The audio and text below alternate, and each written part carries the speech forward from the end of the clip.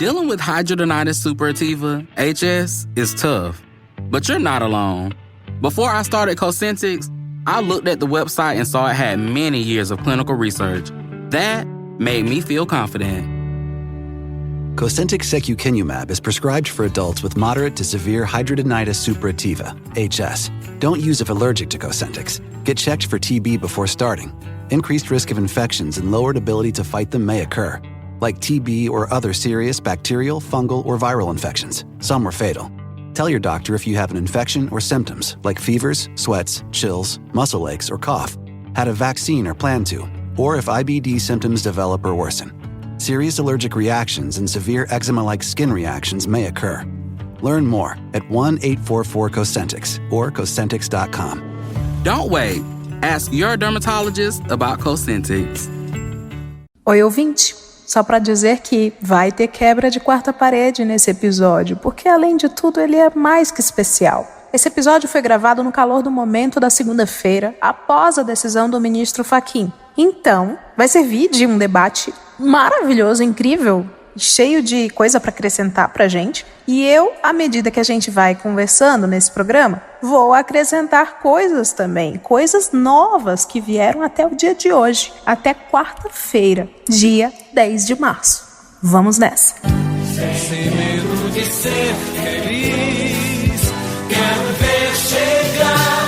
Lula lá, brilha uma estrela. Lula lá, cresce a esperança. Lula lá, o Brasil criança, na alegria de se abraçar. Lula lá. Deixando de seguir em 3, 2, 1... Agora ninguém faz mais podcast, agora são militantes. Comunistas. Comunistas demais. Eu sabia que essa página era comprada. Pera aí, gente, ninguém me avisou. Eu sou jornalista isento, eu não posso estar no meio de vocês, pelo amor de Deus. Pode sim, né, porque cada mês a gente é comprado por um diferente. Ah, um mês verdade. é o PSDB, no outro mês é o PT, entendeu? Pode sim. Tá bom, eu sou barato. Facinho. Aliás, facinho não, facinho é outro. É a galera que comenta: se tem Demore, por que não tem Augusto Nunes junto para debater? Pois é. Socorro. Não é um debate entre espécies diferentes. Dá aquele tapa de mão mole. Acorda, menina!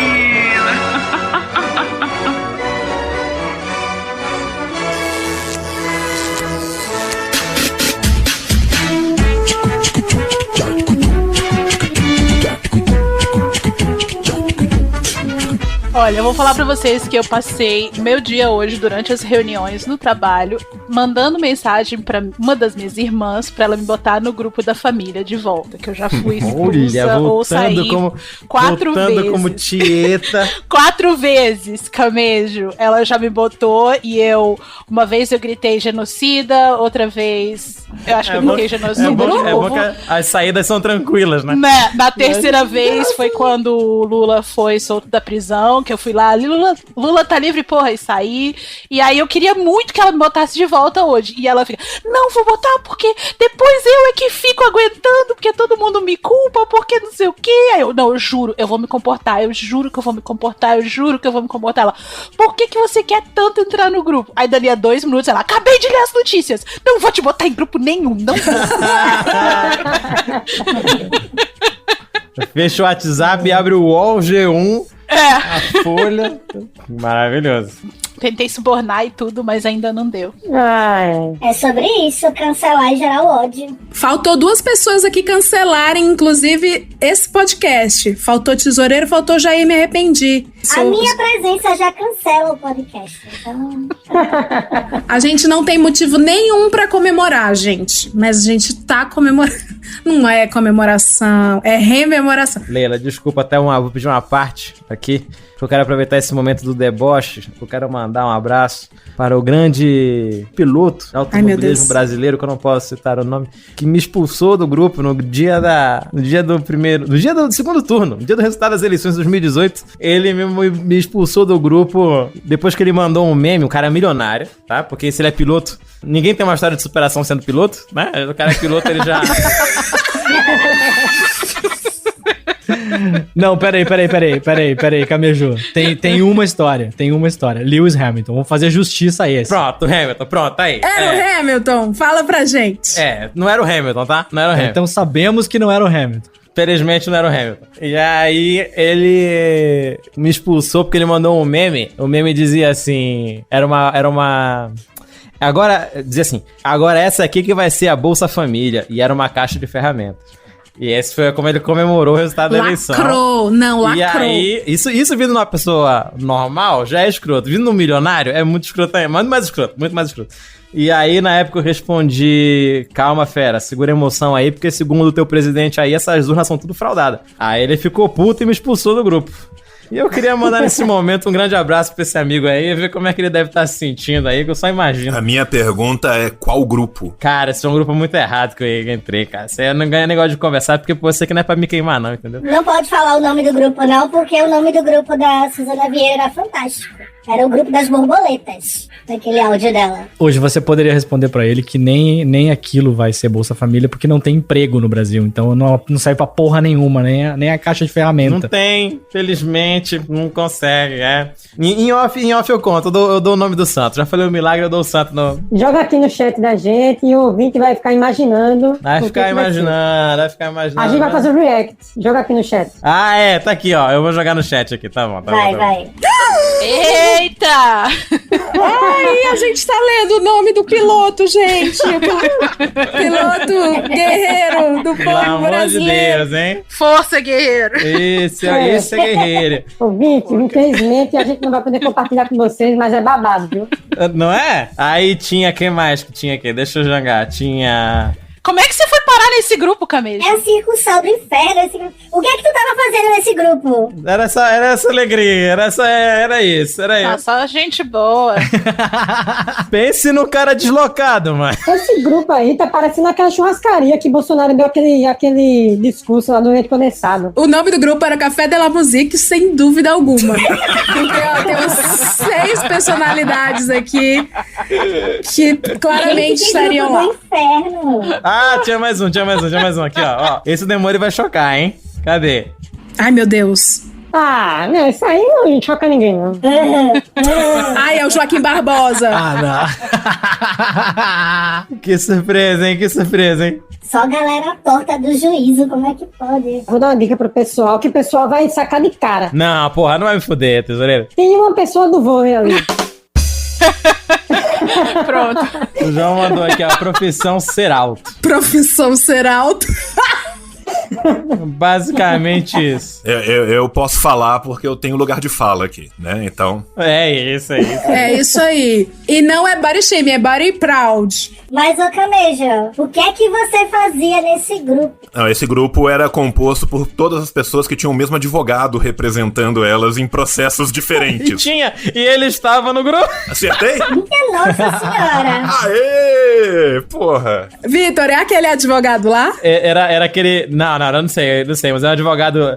Cara, o advogado, ele tinha muita cara de... Sabe aqueles caras que tem aquele perfume que é tipo uma barrinha de ouro? É, 1 milhão. 1 million, era muita cara de quem usava isso. Cara, esse grupo foi porque eu tinha um amigo em comum e eu sempre, por memória afetiva, sempre gostei muito de automobilismo, sempre por causa do meu pai. Quando era criança, eu tive a corrida do Senna junto e tal, e criei esse romantismo na minha cabeça. E aí esse amigo meu falou assim, eu tô correndo de kart com uma galera, a gente tá se reunindo pra correr toda vez. E aí eu falei, porra, que legal, vamos lá. E aí, cola, cara, pense num cara deslocado, velho. E aí eu chegava, a galera chegando de BMW, Mercedes, e aí eu tinha um Celta, né, cara? Aí um dia eu cheguei na Granja Viana. Aí eu cheguei na... E aí era engraçado, porque como todos eram muito ricos, assim, todos são muito ricos. E eles se sentem um pouco mal quando alguém fazia uma piada falando do quanto de dinheiro eles têm. E eles ficavam meio sentidos, assim, sabe? E aí, uma vez eu entrei, cheguei com o meu Celtinha lá, e aí eu cheguei num cara lá, desses famosos aqui que eu citei, e falei, pô, fulano, tu sabe se eu posso estacionar aqui? Aí ele falou, cara, pode, isso aqui é uma vaga. Aí eu falei, não, mas eu não sei se eu posso entrar de Celta aqui dentro.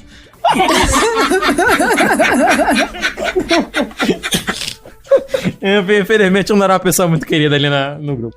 Eu quero contar um caso triste da minha infância, posso? Claro. Deve, aqui é uma grande sessão de terapia. Você falou de kart, cara.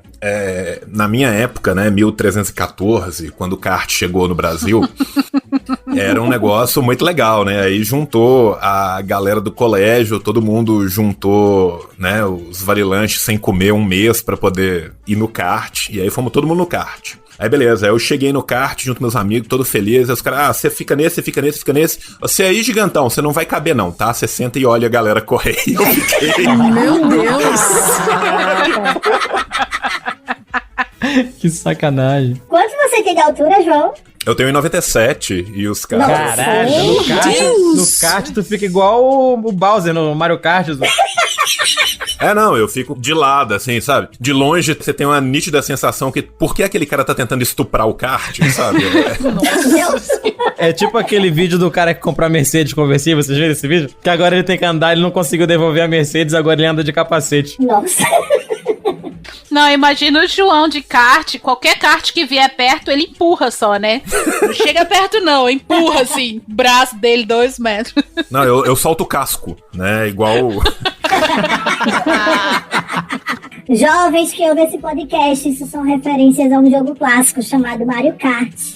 Menino, sai no Nintendo Switch agora, ele já sabe o que é. Sai no iPod e no Android. Cara, tem no Switch agora e é enlouquecedor. A geração Monarch já pegou aí. Pô, tu quer ver um adulto perder completamente a calma e jogar esse jogo do Switch. Tu fica enlouquecido. Eu fui passar fim de ano agora na casa do meu irmão que ele tinha, porra, perdendo toda a minha compostura. Eu careca, já calvo, não posso mais dar esses ataques de criança.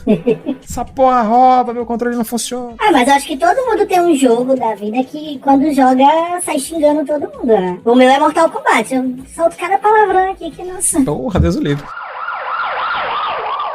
Informação que chega agora no CNN 360. Leandro, daqui a pouquinho você volta então para trazer mais detalhes, mas a informação que acaba de chegar para a gente aqui é que o ministro Edson Fachin anulou todas as condenações do ex-presidente Lula.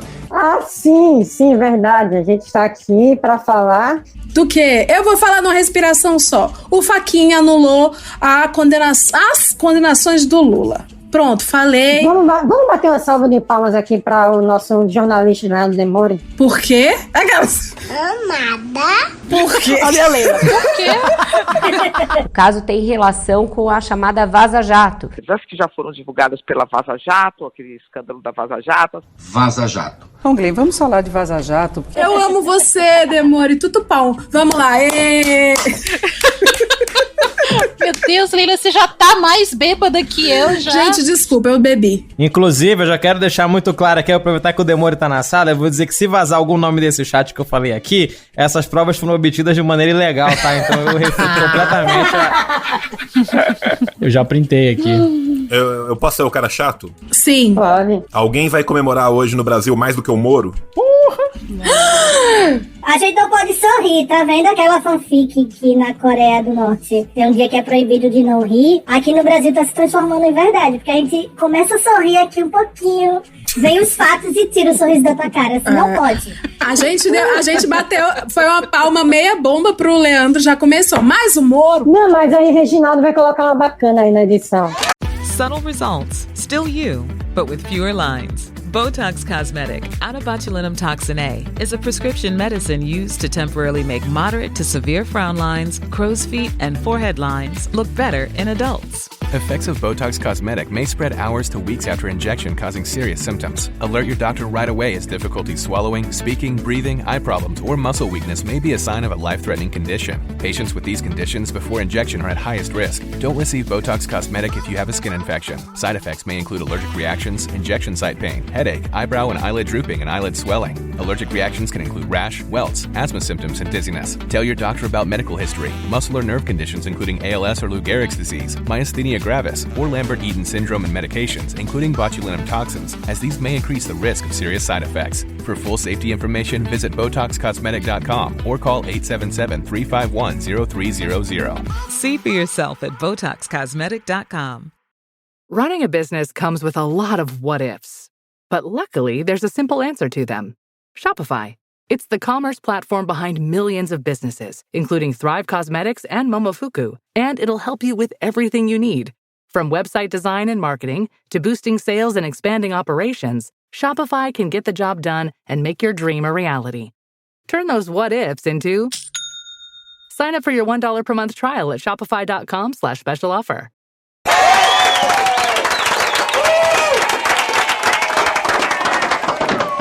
Mas conta, João, por quê? Pelo seguinte, a decisão do STF, ela tira o mérito da questão. O que isso significa dizer juridicamente? Isso significa dizer que qualquer tentativa agora de questionar o que o Moro fez nos processos está bastante juridicamente enfraquecida. Então, em última instância, quem é o grande vencedor disso é o nosso querido Pato Sem Boca do Paraná. Oh, é a Hello Kitty. Porque tem aquele filme Homem Sem Sombra, a biografia do Moro vai ser o Homem Sem Lábio, né? Ele realmente...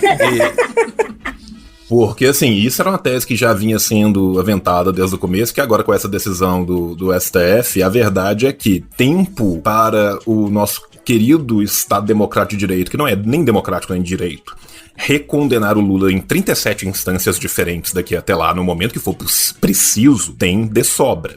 Em compensação, condenar o Moro agora com essa decisão do STF tornou-se bastante difícil.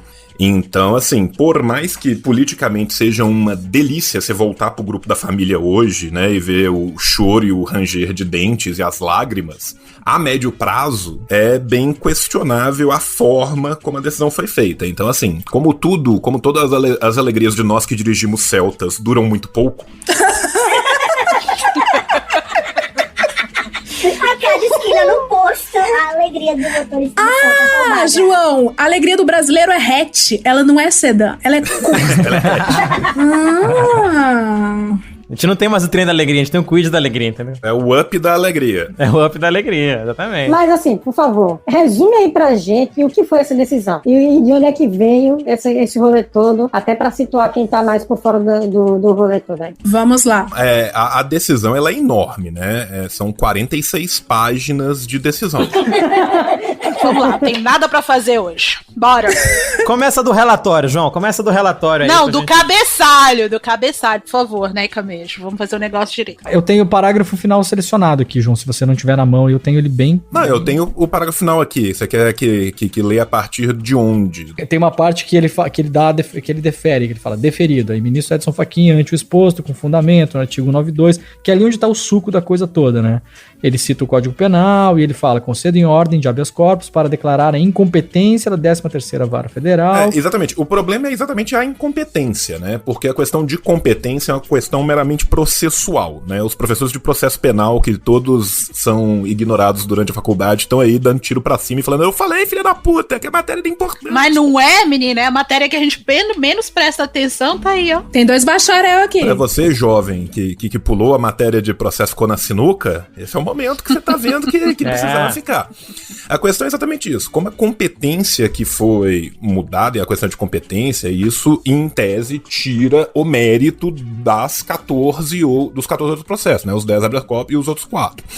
Com isso, tem um outro detalhe, né? A decisão do Fachin, ela não precisa necessariamente ser revista pela segunda turma, a não ser que o próprio Fachin o peça, né? E aí, assim, Fachin pedirá ou não, cenas do próximo capítulo. E só pra amiga dona de casa, você que é amiga dona de casa está ouvindo a gente agora, entender um pouquinho melhor, que isso é uma questão preliminar, né, João? Certo?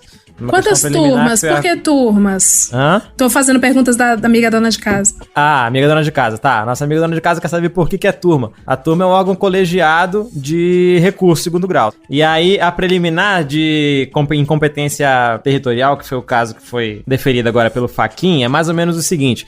Imagina que você tá no meio da ceia de Natal com a sua família e seu cônjuge começa a puxar uma briga de 2 anos atrás e começa a tretar muito fortemente no meio da ceia. E aí você vira pra ele e fala, a gente não devia estar tendo essa conversa aqui. É basicamente isso que foi decidido. O Moro falaram pro Moro assim, ó, o Moro tá em Curitiba, ele não tem que estar decidindo um assunto que aconteceu no Guarujá, certo? Não era pra estar tendo essa conversa aqui. E agora o Fachin falou, realmente. É o Moro, é o Super Moro, é o homem que salvou o ano de 2013. Por que ele não pode? Porque ele é territorialmente incompetente. não. Você tá chamando o Moro de incompetente. É longe de mim. Ele não. Longe de mim. Fachin. Mas a questão é, a defesa do Lula argue isso desde o dia 1. Do dia 1 de quando? Desde o primeiro momento do processo. Tá. E já tinha, eu acho que já tinha até precluído esse tema aí da competência, já. Porra! E Será aí que agora... tem a ver com a morte da galera? Será que tem a ver com agito? Então, basicamente, com eles a arrumaram conjuntura? qualquer migué pra anular a sentença. É isso. Nossa, isso daí foi um chapelão que ele meteu pra salvar Serginho. É muito mais sobre Sérgio. Não, e inclusive ele falou que não havia entendimento majoritário que pudesse levar a uma decisão sobre a questão de competência até ontem. Mas tá, e por que é que isso auxilia e por que é que isso é bom pra Sérgio Moro? Porque ele vai desviar o foco do Moro completamente, porque agora o processo vai para um juízo competente, que se não me engano é Distrito Federal? Justiça Federal, certo? Isso. E então agora o que acontece? O juizado competente passa a ser Justiça Federal. Então meio que tira o foco completamente da decisão do Moro. Agora vai ter um novo julgamento. Inclusive, esse juízo competente, ele não é obrigado a rever os atos processuais e as provas. Por exemplo, tudo que o Moro conseguiu de prova, o juiz novo pode aproveitar. Então, ele pode fazer um novo julgamento, ele pode correr o processo basicamente até a sentença. Provavelmente ele vai pedir memoriais para as partes em 5 dias para se manifestar. E logo em seguida ele vai sentenciar no processo mais rápido da história da República, provavelmente. Pense numa celeridade processual, moleque. E vai ser aquela famosa Mac Pena Feliz, né? Que vai sair ali rapidão. 45 segundinhos. E aí ainda tem aquela outra coisa, né? Porque a partir do momento que fizer isso e que, de fato, for sanado, for eivado esse vício administrativo que você tinha no processo, você tem a questão do ex-tunc e do ex-nunc, né? Você tem o que vai seguir pra frente e o que vai poder ser voltado pra trás. As questões processuais do processo pra trás, elas vão ser tão extintas quanto o próprio processo pela sua questão de competência. Então, esses pequenos detalhes que aconteceram num processo de perseguição política ao longo de anos públicos, eles ficaram ali pra trás, gente. Agora é aquela coisa, né? Tipo, citando nossos queridos americanos, let bygones be bygones, né? Tipo assim, gente, passou. Vamos focar aqui na nova. O que tem na nova? Tem 5 dias ele condenado. É isso, é a vida. E outra, vai criar um argumento muito forte na narrativa de que o Lula foi condenado de novo por um outro juiz. Vai ter no grupo do Zap, vai bater aquele... Pô, todo juiz que pega, condena o cara. E o cara é inocente, entende? E uma segunda condenação num juízo natural, se esse juízo está simplesmente pegando os memoriais e fazendo uma nova sentença, sem nenhum tipo de libelo persecutório contra... Tudo que ele vai poder entrar depois vai ser contra a figura do Moro, que nem juiz mais é. E que isso vai entrar na instância primeira e vai seguir toda a vida até daqui a 15 anos ter uma condenação ou não, falando assim, porra, Moro, foi foda, hein? Tá bom, então vê só. O que tá rolando aí é basicamente a galera tá olhando pra uma coisa que devia ter sido analisada no começo do processo e agora, de repente, misteriosamente, eles estão com uma visão de que alguma coisa muito errada aconteceu há, sei lá, 3, 4, 5 anos atrás. Aí a gente se pergunta, o que foi que aconteceu nesse último ano, 2 anos, que fez essas pessoas repensarem em Demora? Qual escolha muito difícil foi essa? O que é que aconteceu nesses últimos tempos aí que fez as pessoas terem uma visão diferente sobre uma coisa que aconteceu lá atrás? Eu queria emendar com outra coisa, que é uma coisa que eu vejo muita gente comentando nas redes sociais e que gera um pouco de confusão também. Por exemplo, na semana passada ou retrasada, saiu mais um vazamento dos diálogos que foram obtidos dos procuradores da Lava Jato, que mostrava, por exemplo, que a juíza... Como é o nome da juíza? Gabriela Hart. Gabriela Hart, ela estava combinando a decisão com o Dallagnol. O nome dela é copy-paste, na verdade.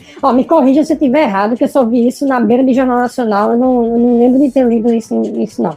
Mas ela combinou a decisão com o Dallagnol e, pelo que eu lembro, aí ela estava, de um dia para o outro, ela não tinha lido a decisão e disse, vamos condenar o cara. Foi mais ou menos isso? Não. Não? Então, por favor. Não, saiu na semana passada, eu acho, é um áudio da spoofing, né? Um áudio da spoofing que foi apensado, eu acho, porque a spoofing tá um pouco bagunçada, porque tem coisas que a defesa do ex-presidente Lula apensa aos processos do STF, E aí isso se torna público, né? Perde o sigilo, e aí a imprensa faz reportagem sobre isso. E tem outras coisas que têm aparecido misteriosamente na imprensa que enfim, os repórteres não dizem de onde aquilo apareceu, né? A gente pode imaginar de onde apareceu, mas enfim, eu vou não se cita fonte. Me abstenho a comentar de onde essas coisas estão vazando, mas estão vazando, né?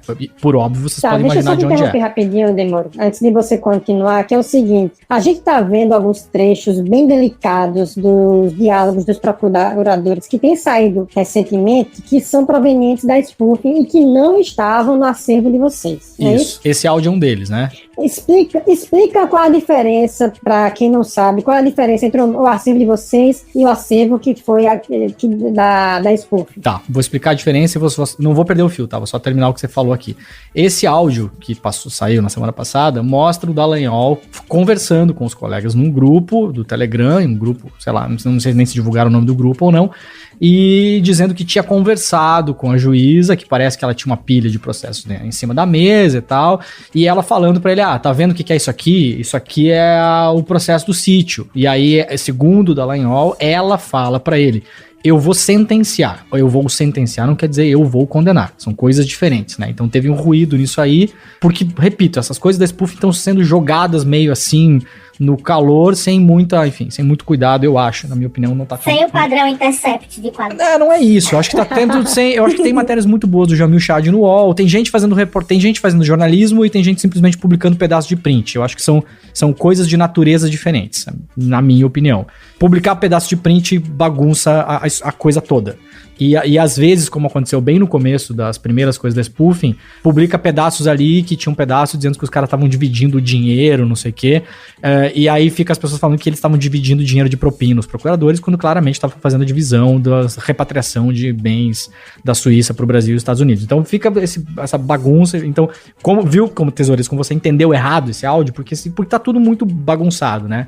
E então, voltando para não vou perder o fio da sua pergunta, mas eu quero só retomar um pouco o que a gente estava falando antes. Eu acho que tem algumas coisas que é importante a gente prestar atenção no que está acontecendo, e o João já deu um mapa, assim. Primeira coisa, o que o Fachin fez agora?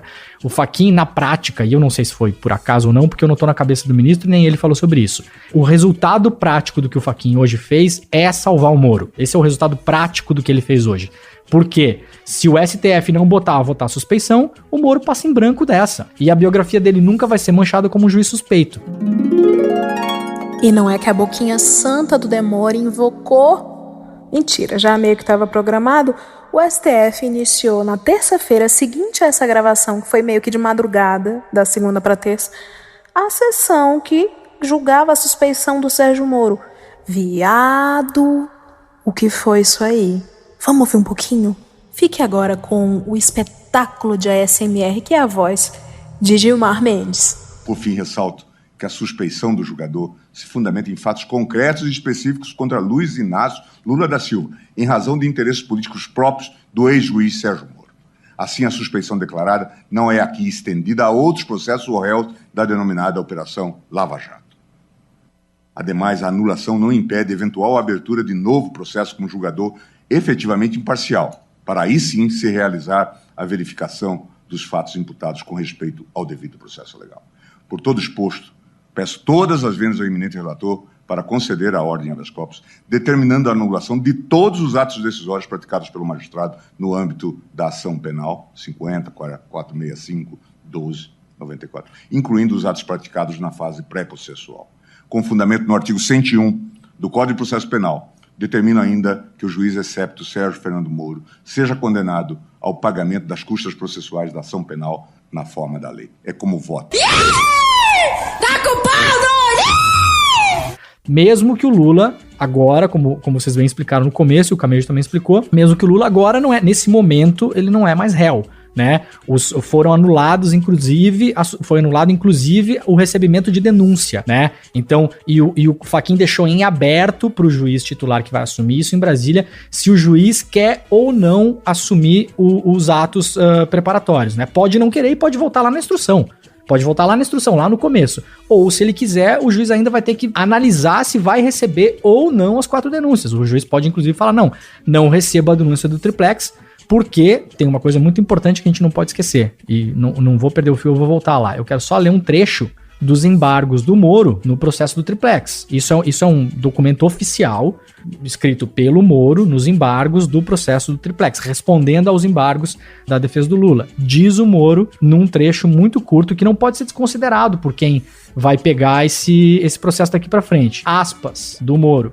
Este juízo, o Moro está se referindo a ele próprio, jamais afirmou, na sentença ou em lugar algum, que os valores obtidos pela construtora OAS nos contratos com a Petrobras foram usados para pagamento da vantagem indevida ao ex-presidente. Traduzindo para as pessoas entenderem, o Moro está admitindo que o processo do triplex não tem relação com a Petrobras. Se não tem relação com a Petrobras, o negócio tem que voltar lá atrás, gente. Não pode ser aceito por juiz nenhum. Isso aqui não é diálogo de Telegram, não é o suposto diálogo, isso aqui é Moro respondendo processualmente dentro do sistema. Então, isso é importante deixar bem claro. Aí, alguém que conhece o novo juiz, faz chegar esse link, esse episódio nele, facilita o trabalho. Pelo amor de Deus, isso é público notório, né? Todo mundo que tá dentro desse processo sabe o que tá acontecendo aí. Agora, o STF tá rachado nessa questão. É possível que se coloque em votação a suspensão do Moro, achando um modo legal de se fazer isso, que agora eu não consigo enxergar, né, qual é o dispositivo que vai se usar para votar a suspensão. Talvez porque o processo já está aberto, ou talvez porque o Fachin fez uma decisão só ele, que não foi ainda julgado pela turma, ou não foi sequer ao pleno. É uma decisão de HC, ou seja, uma decisão de habeas corpus. Inclusive ela pode ser modificada no futuro. A PGR pode recorrer, a própria defesa do Lula pode recorrer. A defesa do Lula pode recorrer e falar, não aceito, porque antes eu quero que seja julgado a suspensão. Então, tem um monte de caminho que tudo pode rolar, gente. É Brasil e esse negócio não é lógico, né? Então, o João tem razão, e isso acho que é o principal de agora. O movimento do Fachin, que foi o despachante da Lava Jato durante todos os anos que assumiu esse processo depois da morte da Teori Zavascki, teve um efeito claro de proteção ao Moro e ao que resta da Lava Jato. Percebam uma coisa, e aí vou falar sobre a diferença dos arquivos.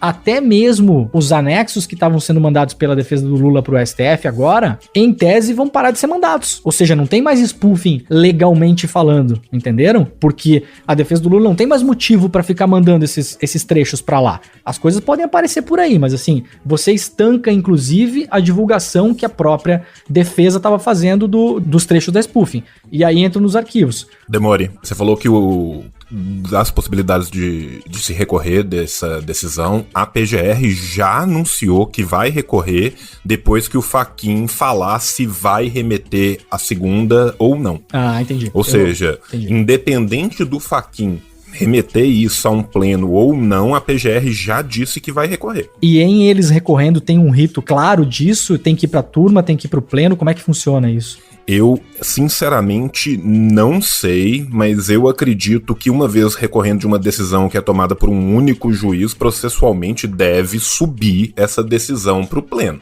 Assim, naturalmente, funciona assim em todas as instâncias. Mas eu acredito que vai ter que subir pro pleno. Saquei. Então, mesmo que ele fale que não vai subir com a decisão, em a PGR entrando com o recurso, a decisão sobe. Saquei. Entendi. Se você acha que vai pro pleno, manda a palavra sim para 5876. Não, a questão é o seguinte, vai ir pro pleno. Pode ir por bem ou pode ir por mal, entendeu? Exato, exatamente. E, bom, deixa eu só terminar o negócio dos arquivos que eu acho que é importante e aproveitar hoje para fazer um agradecimento que eu acho importante deixar registrado nesse dia.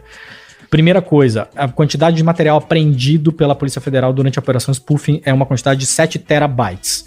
Nós recebemos da fonte, eu não tenho o número de cabeça agora, mas é tipo 40... É 7 tera só de texto? Não, 7 tera de tudo. Áudio também. Tem vídeo, tem nude, deve ter tudo que não presta no Telegram desse povo, deve ter lá. 7 toras. Faz até medo imaginar o que é que tem nesses 7 terabytes. Tem um procurador fazendo pirocóptero lá, para o contatinho. Tesouro, você não pode falar mais essas coisas, senão você vai preso. Ó, eu peguei os números direitinho aqui pra gente responder a tua pergunta aí, Camejo, porque eu tenho esses dados aqui e eu já busquei aqui, ó. O tamanho do arquivo que nós temos hoje, 43.8 gigabytes. Tamanho do arquivo da spoofing. O que vocês estão rindo, seus caceta? Do tamanho do arquivo, que arquivo, michuruca. Ah, bom. Tamanho bom, né? Tá vendo? O tamanho do arquivo não é documento não, gente, olha aí. Toda vez que o Demore vem aqui, essa baixaria. Tá vendo? E nem fui eu que fiz a piadinha dessa vez, viu? Podem prestar atenção que essa não vem de mim. Me processem. Não importa o tamanho do arquivo, o que importa é o prejuízo que ele dá, né, moleque? É o jeito que você usa, né? É o que você faz com ele. É, com certeza. Demore, qual o tamanho que eu me perdi? Vaza Jato, 43.8 GB. É o arquivo que nós temos em casa hoje, tem esse tamanho, tá? Tamanho da spoofing 7 terabytes. E aí a questão dos itens, né, que é importante falar também, que foi o que o Camejo perguntou. A defesa do Lula, ela teve acesso até o momento que eu publiquei este fio aqui, que foi em 1º de fevereiro de 2021.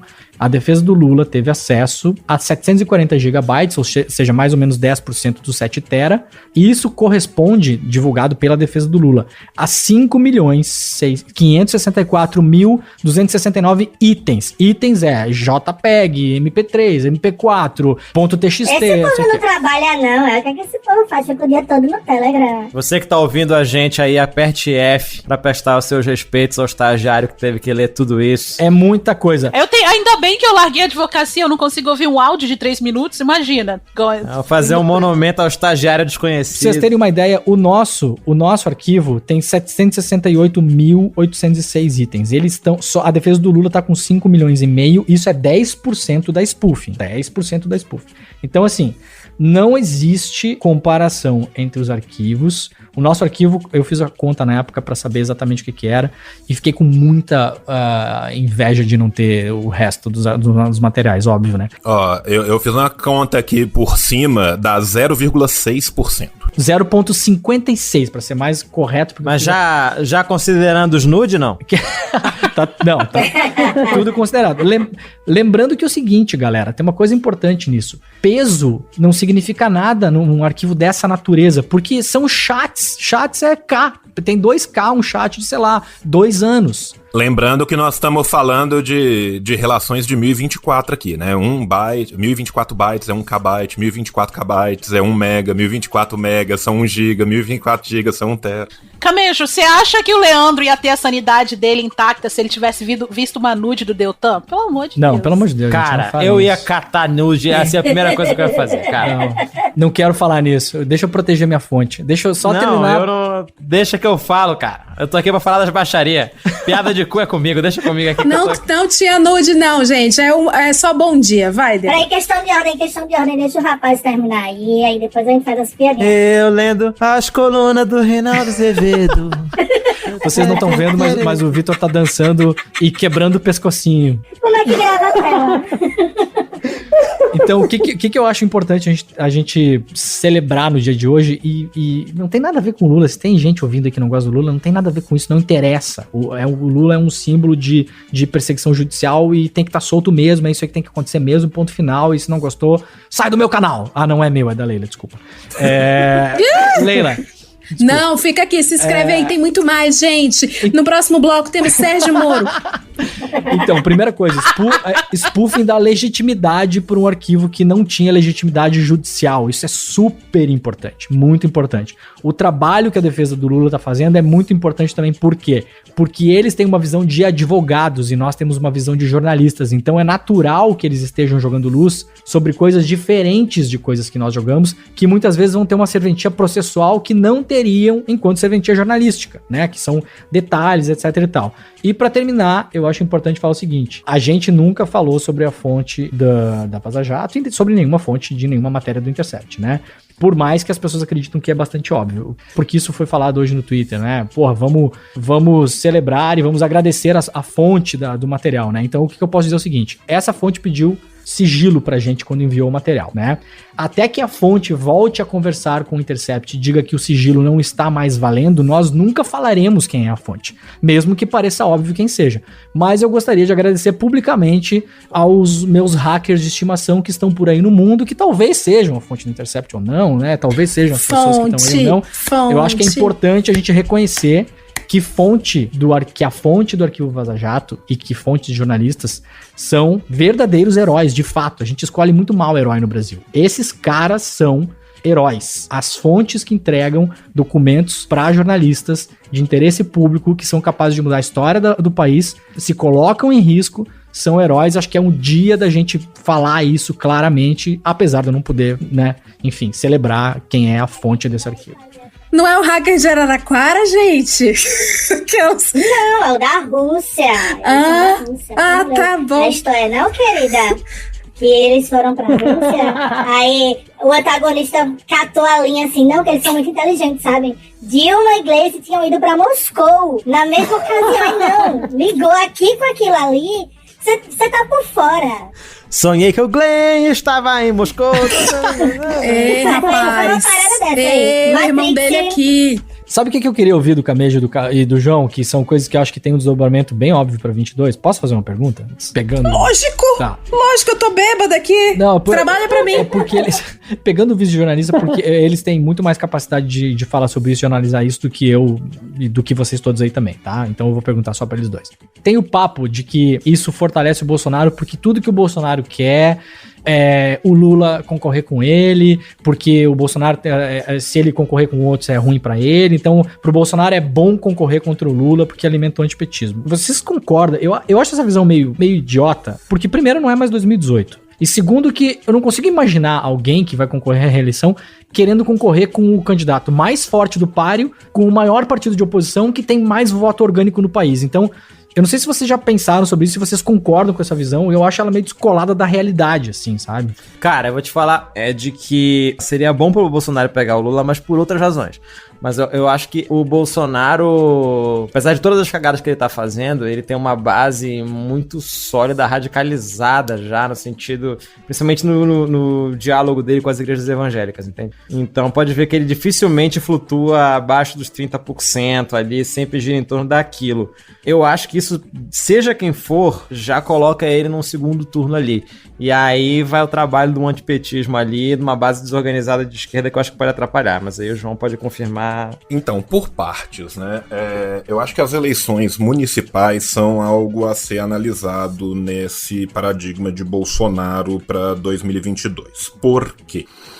Todo mundo vai lembrar aqui da live que Jair Messias Bolsonaro fez pouco antes da eleição, tentando emplacar diversos candidatos, para além disso, os disparos massivos que aconteceram no WhatsApp também tentando emplacar esses mesmos candidatos.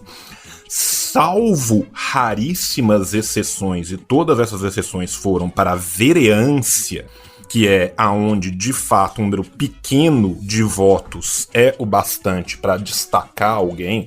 O caso de Belo Horizonte é muito emblemático disso, aonde o candidato do Bolsonaro a prefeito, que era o Bruno Engler, que não aparecia praticamente nas pesquisas, teve 10%, mas ele emplacou o candidato mais votado para vereador.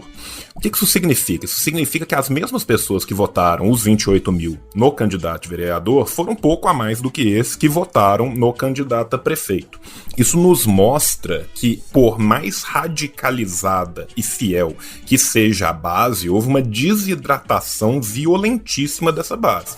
Se a gente compara isso com 2018, onde Ibanez, Wilson Witzel, Romeu Zema cresceram ex nihilo em uma semana, e a gente teve eleições gigantescas que precisam de números vultosos de votos para senador, por exemplo, sendo mudadas em porcentagem de 15% a 20% no decorrer de 3 dias, já mostra uma primeira desidratação muito grande. Segundo, saiu há muito pouco tempo atrás uma pesquisa que ela é muito simbólica, não pela votação que é dada a favor, mas da rejeição que é dada contra. Que eu acho que decide mais ainda, né? Decide a rejeição muito mais. Decide mais. E o nível de rejeição atual, né? É óbvio que, gente, nós estamos em 2021. Daqui até 2022 não tem um ano, não. Tem um milênio para se passar em política no Brasil. Hoje, a rejeição do Bolsonaro torna ele inelegível. A verdade é essa. Nunca houve nenhum candidato com o nível de rejeição que ele teve que já ganhou.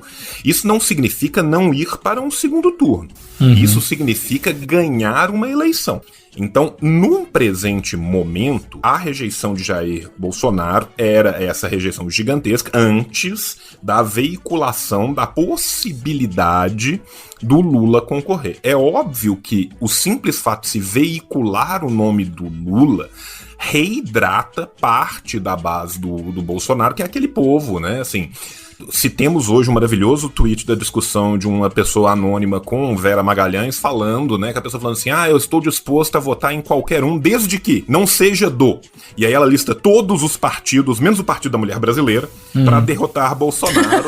E Vera Magalhães só fala, olha... tá? Pessoa anônima mais ou menos. Né? Mais ou menos é só porque eu não... Sim, não é anônima. Eu não quero dar... Ela era uma das mais... Não quero dar projeção à figura. E aí tem a resposta, né, dizendo, olha, você vai acabar tomando uma decisão muito difícil, né? Você vai acabar elegendo Jair Messias Bolsonaro. Qual que é o ponto aqui? O ponto aqui é que, até que ponto vai ser de fato interessante uma campanha eleitoral em relação contra o Lula? Porque é muito diferente uma campanha contra um dos cones do Lula e uma campanha contra o Lula, né? Tanto que o simples fato de, enquanto o Lula ainda era um nome aventável no primeiro turno de 2018, ele continuava na frente mesmo com todo mundo sabendo que a qualquer momento seria preso. Né? Enquanto o PT dizia e deu entrevista, isso não fui eu quem disse foi a Gleisi Hoffmann pro Anticast, que eles iriam com o Lula, mesmo com o Lula preso, o Lula continuava ganhando as intenções de voto enquanto seu nome era veiculado. Eu concordo com o Demore nesse ponto, que o nome do Lula é um nome muito forte ainda no imaginário político brasileiro e sempre será, né? Enquanto ele estiver vivo e ainda mais depois que estiver morto. Ainda assim, eu acho que nesse presente momento, considerando que nós estamos tendo uma possibilidade de um auxílio patético de R$175, né? O Dedé e o Comando Maluco, os Flagelados de Darwin, o Exército de Branca Leone, que é capitaneado pelo seu capitão. Cada dia consegue sair de um Fusca menor com sapatos maiores fazendo as suas palhaçadas, o que não ajuda numa construção política de médio prazo. E que não será o exato mesmo subterfúgio de redes sociais que vai ser usado com a mesma tranquilidade e impunidade que foi em 2018, porque por mais que a gente fale de a burguesia nacional, existem as burguesias nacionais, né? Porque existem gente que estão lucrando loucamente com o governo e existem setores que estão sendo desindustrializados, que estão perdendo, que vão criar clivagens dentro desse povo, tanto que ninguém começa a aventar nomes à la Dória e Luciano Huck se tudo tivesse indo a mil maravilhas para todos os grupos envolvidos. Claro. Né? Então, isso a gente tem que pensar o que vai sair deste samba do crioulo louco ao longo do próximo ano de corrida eleitoral, que a corrida eleitoral já está aberta. Inclusive, assim, a única coisa que o Bolsonaro faz é corrida eleitoral. Ele não governou nenhum dia, em momento nenhum. Ele só sempre está... ele só faz campanha. A campanha dele é sempre a próxima. E é muito doido isso, porque é um negócio que o Orlando Calheiros fala pra mim muito acertadamente, só que aí mostra uma certa dicotomia, que é: o bolsonarismo, ele não tem planejamento de futuro, ele vive sempre no presente, né? Então ele fala muito do agora, o agora, o agora, mas nesse caso, é o único cenário em que ele tem uma mínima projeção de futuro, é o cenário eleitoral, né? É a única ocasião em que ele consegue pensar... Sim, porque a única coisa que o mantém é a certeza de um futuro que será melhor, porque o presente nunca será e o passado não existe. E eu acho importante a gente mencionar uma coisa que, assim, até porque isso tem uma visibilidade muito grande, que é o que é a agenda do presidente Jair Bolsonaro no seu cotidiano normal. Se você abrir aleatoriamente qualquer dia de semana da agenda do presidente, vai ser uma viagem junto com o ministro Tarcísio para inaugurar 5 quilômetros de estrada. Não, mas agora acabou. Não tem mais obra herdada do governo Temer. Então agora eles têm que inaugurar chafariz, ponto de Wi-Fi. Mas, cara, assim, a gente tinha em 2019, toda semana ou todo mês, tinha uma privatização do aeroporto, uma coisa assim que, pra galera que é adepta desse tipo de projeto, é uma coisa grande de se mostrar. Mas hoje em dia você não vê mais isso. Hoje em dia você só vê o quê? Inauguração de trecho de estrada, que num país continental como é o Brasil, nunca vai deixar de existir. Então o cara tá pegando o que tá rolando. Lá em Belém ele foi inaugurar uma praça. Não foi lá que tinha o ponto do Wi-Fi? Ah, esse Odorico. Não foi não? Não, até queria. Se ele inaugurasse o ponto de Wi-Fi lá, eu ia. Olha aí a dica pro ministro Tarcísio, bora agir. Ó, e ainda tem um outro pequenino detalhe que vai correr nesse próximo ano, que é: nós estamos à beira do precipício e, como um bom jogador de futebol português, vamos tomar um passo à frente, né? A crise econômica da segunda leva do nosso Covid nem começou, né? As mortes ainda vão ser catapultadas nos próximos 6 a 8 meses. Nós não temos um plano de vacinação nenhum, né? A turma o Dedé e o Comando Maluco em Israel estão presos dentro do hotel porque foi proibido de fazer reunião a não ser com Netanyahu. A gente vai falar disso, a gente vai falar disso. Né? Então, assim, a gente tá num momento que, a não ser que Magazine Luiza resolva distribuir vacinas para o país, não existe um plano nenhum de vacinação para o país. Mesmo se esse plano fosse feito amanhã de manhã, a implementação logística desse plano demoraria no mínimo 1 ano. Não, esquece. Contando que tivesse insumos, contando que tivesse as compras, contando que tivesse o material circulante necessário para veicular as vacinas. Não, João, revisaram pela 4ª vez hoje a quantidade de vacinas e revisaram para baixo pela 4ª vez. Só diminui, é verdade. Só diminui. Mas aí você também, João, pelo que você falou também, que a gente tem visto, pelo menos a gente frequenta nas redes, né? Eu vou falar só das redes porque eu não tô no Brasil. E a gente que frequenta o Chernobyl, que a gente vê que os liberais que faziam oposição ao Bolsonaro até hoje, cedo, né? Fascista, genocida, vacina, Petrobras e tudo, bastou a ideia de um candidato de esquerda, ou mais especificamente o Lula, aparecer para que eles já falem, opa, genocida, porém, nem tanto. Porque aí a gente vê essa rejeição que Bolsonaro teve até então, que eu acho que deve mudar esse cenário da rejeição. Essa rejeição era num cenário sem Lula, né? Era num cenário sem um candidato de uma figura forte de esquerda. Basta você ter uma figura forte de esquerda, e especialmente o Lula, que esse cenário, essa aprovação, entre aspas, do Bolsonaro, vai voltar ao que era no começo. Porque não eles sei não se vai voltar largam. ao que era no começo. Aí que tá. Eu também, eu acho que Você não. consegue ver alguma dessas facções que se descolou do Bolsonaro indo pro lado do Lula? Do lado Lula, não, mas como uma, entre aspas, terceira via tecnicista, com certeza. O engodo mais padrão do discurso liberal é exatamente a questão, entre aspas, técnica. É o famoso não sou político, sou gestor. É o famoso não sou político, né? Gente, vamos pensar assim, de tudo um pouco nós temos nesse quesito. Desde o Calil, que se elegeu em Belo Horizonte, falando que não era político na sua 6ª legenda, agora tá na 7ª ou na 8ª já, até o Dória, que nunca foi político na vida até hoje, né? E que se pauta por decisões puramente técnicas. Nós temos vários outros sabores na paleta, né, de paletas mexicanas do mercado para poder falar que me serve melhor ou não. E a verdade é que a chantagem eleitoral do Bolsonaro não é o Bolsonaro. A chantagem eleitoral, a face eleitoral do Bolsonaro é o Guedes. Porque boa parte do mercado acreditava que Guedes seria capaz de dar resultados que ele se mostra cada vez mais incapaz totalmente de dá-los. Mas em 60 dias o Brasil vai decolar. Em 60 dias vai decolar. Só que a questão é o seguinte, nesses 60 dias que vai decolar, a gente viu nessa semana no Twitter até trend topic sobre o Meirelles. Ou seja, o mercado... O Gic. Chama o Meirelles, chama o Meirelles.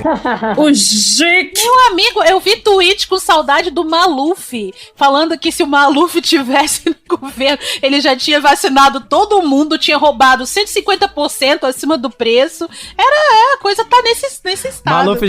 Maluf já tinha construído ponte do lado de ponte, tinha feito ponte com empreiteira até lá na Europa já pra trazer de caminhão as vacinas já. Vou dar meus 20 centavos de opinião, tá, João? Falando agora como Grande Brasil, voltando para a segunda via ainda. Antes da terceira, o termômetro lá do meu bairro e familiares eram pessoas extremamente lulistas, pois classe trabalhadora periférica e tudo mais, e que se seduziram pelo capitão, pelo que rolou ali da Lava Jato, Mensalão e tudo mais, e tudo que foi rolando com a imagem do Lula, que nunca chega direito na grande massa, né? Meus pais, falando pelos meus pais, que não são politizados. Aí juntou no território deles crime organizado e tudo mais. Chegou um capitão e disse assim, eu vou acabar com a violência, né? Eu vou ser o presidente, vou matar bandido. Um discurso muito superficial. E eles compraram. Só que agora tá todo mundo na merda. Essa grande parcela da população que não somos nós. E é uma parcela que tá nostálgica pra caralho.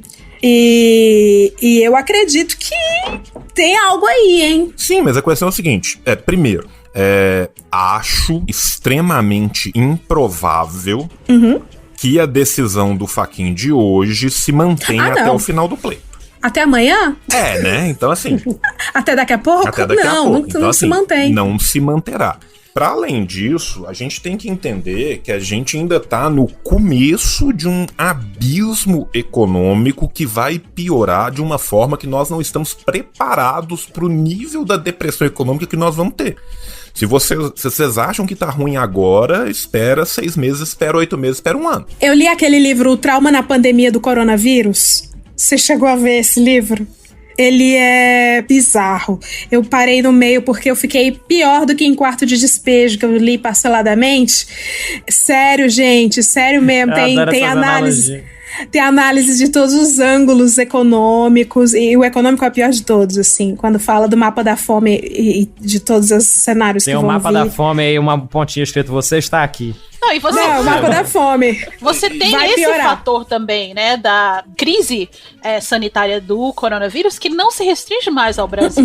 Então você tem esse fator também que vai ter um papel daqui para as eleições, que é o fato de o que os outros países que estão começando a olhar para o Brasil vão fazer em termos de sanção, entendeu? Em termos de pressão, para que o Bolsonaro faça alguma coisa. Sanção e pressão nem é tão o problema primário. O problema é que barreira fitossanitária vai ser levantada contra as nossas cepas. As cepas brasileiras que não vão ser tratadas a tempo e que podem prejudicar a vacinação globalmente vão requerer barreira sanitária. Barreira sanitária é barreira de importação. Pois é. O João tá muito certo sobre o que disse e sobre o que vai falar a seguir sobre barreiras sanitárias. O fato é que hoje, dia 10 também, o João Dória acabou de anunciar, e a gente teve outras notícias de outros laboratórios, que as recentes vacinas e os seus estudos são comprovadamente eficazes contra essas variantes, as variantes brasileiras principalmente, do coronavírus. Então, né, no meio de tanta merda, uma boa notícia. Isso significa que parte do... E o que quando pega a importação? Vai faltar comida.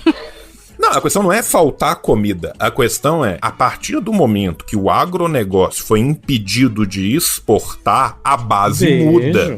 É verdade. Sim, você tem esse fator que até então a gente não estava contando tanto. Porque, olha, aqui nos Estados Unidos, e nem foi uma crise, né, do tamanho da que o Brasil está enfrentando. Mas todo mundo aqui que votou tem a plena certeza de que se não tivesse sido a forma como o Trump lidou com o coronavírus, ele tinha sido reeleito. Então isso foi um fator, um fator determinante.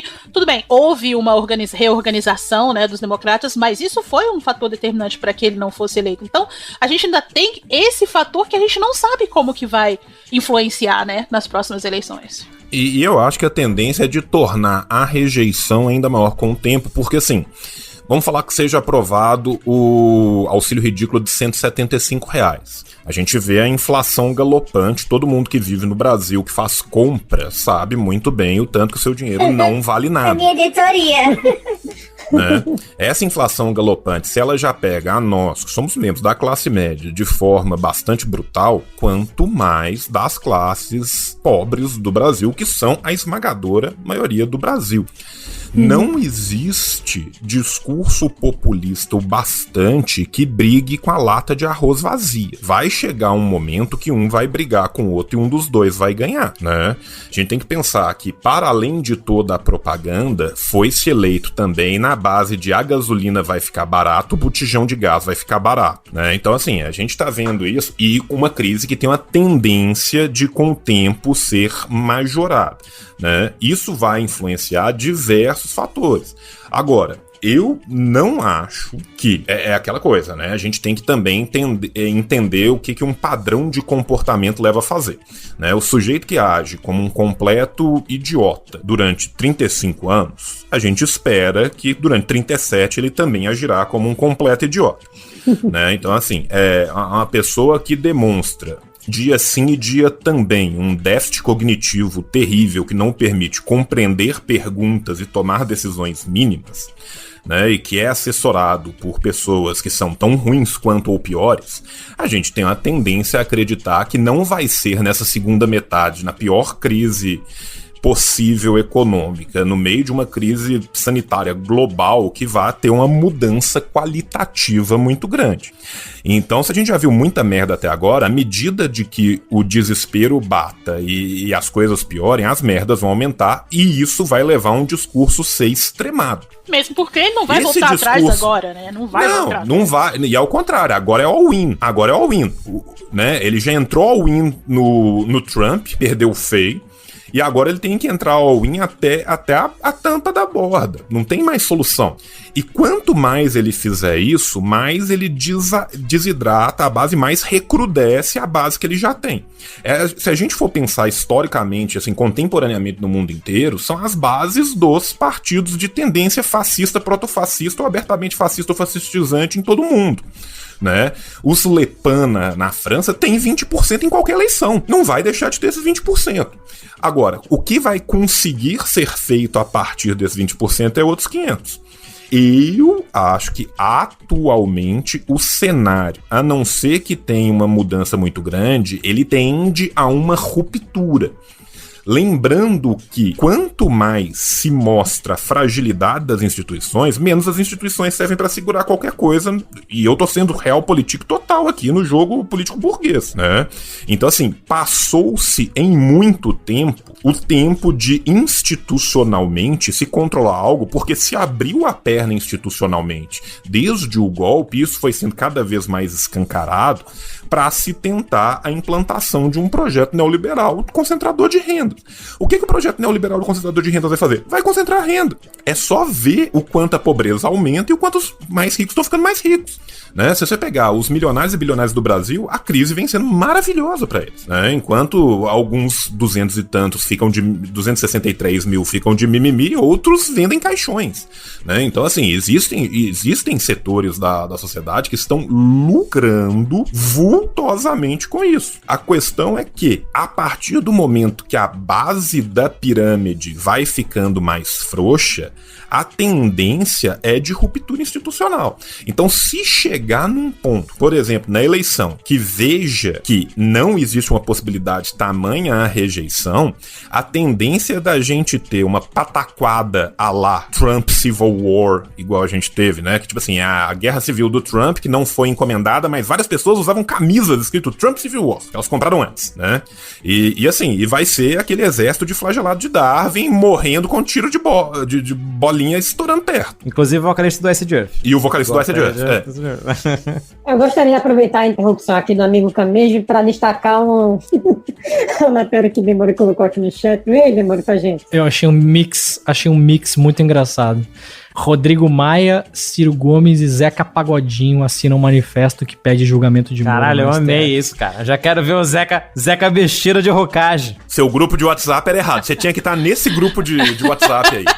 Caralho. Essa é a frente ampla. É a frente ampla que eu quero. Eu fui lá em Chernobyl e eles, nosso querido Rodrigo estava comentando essa e falando, isso é puro suco do Brasil. E é mesmo.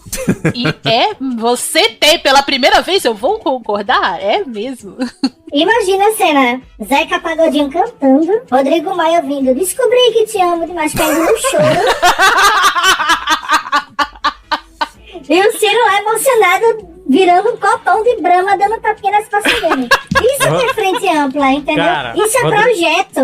Eu li no livro do Ciro, tá lá. Eu espero que nesse vídeo o Ciro tem que ter a decência de estar segurando uma baguete com uma roupa de parisiense enquanto ele canta isso. Sim. Rodrigo Maia não tem muita cara daquele cara que no samba, 6 da tarde, já lá dentro, o samba rolando, já todo mundo já meio cansado, ele levanta com um copo americano e fica assim, ó. Exato, dançando. Helena de Lima cantando. A estrada dessa vida está difícil sem você. Ele chorando. Chora, eu ia falar isso. Ele tem cara que chora. Quando vem aqueles antigão assim. Esse é lindo, esse é lindo. Galera começa a cantar Alvorada lá no morro. O Rodrigo levanta chorando. Daquele que chega em Haddad, bêbado, e diz: eu te considero pra caramba. Pois é isso, gente. Eu não quero saber de papo de frente ampla se não for essa daí. Deixa eu somar umas coisas no que o João falou aí, que eu acho que é legal pra complementar o papo, que é o seguinte: tem uma coisa que a gente tá esquecendo. A diferença de 2018 foi 10 milhões de votos, né? Se a gente imaginar que Bolsonaro não faz 57 e que o Lula faz mais que o Haddad, já tem uma diferença bem menor aí. Então a gente já tem que começar olhando pra número, porque 2022 não é 18. Qual que é a diferença óbvia no meio disso tudo? Tem uma gestão assassina da pandemia, que eu acho que é uma coisa importante, as pessoas não vão esquecer, tem 10 milhões de contaminados recuperados no Brasil, né?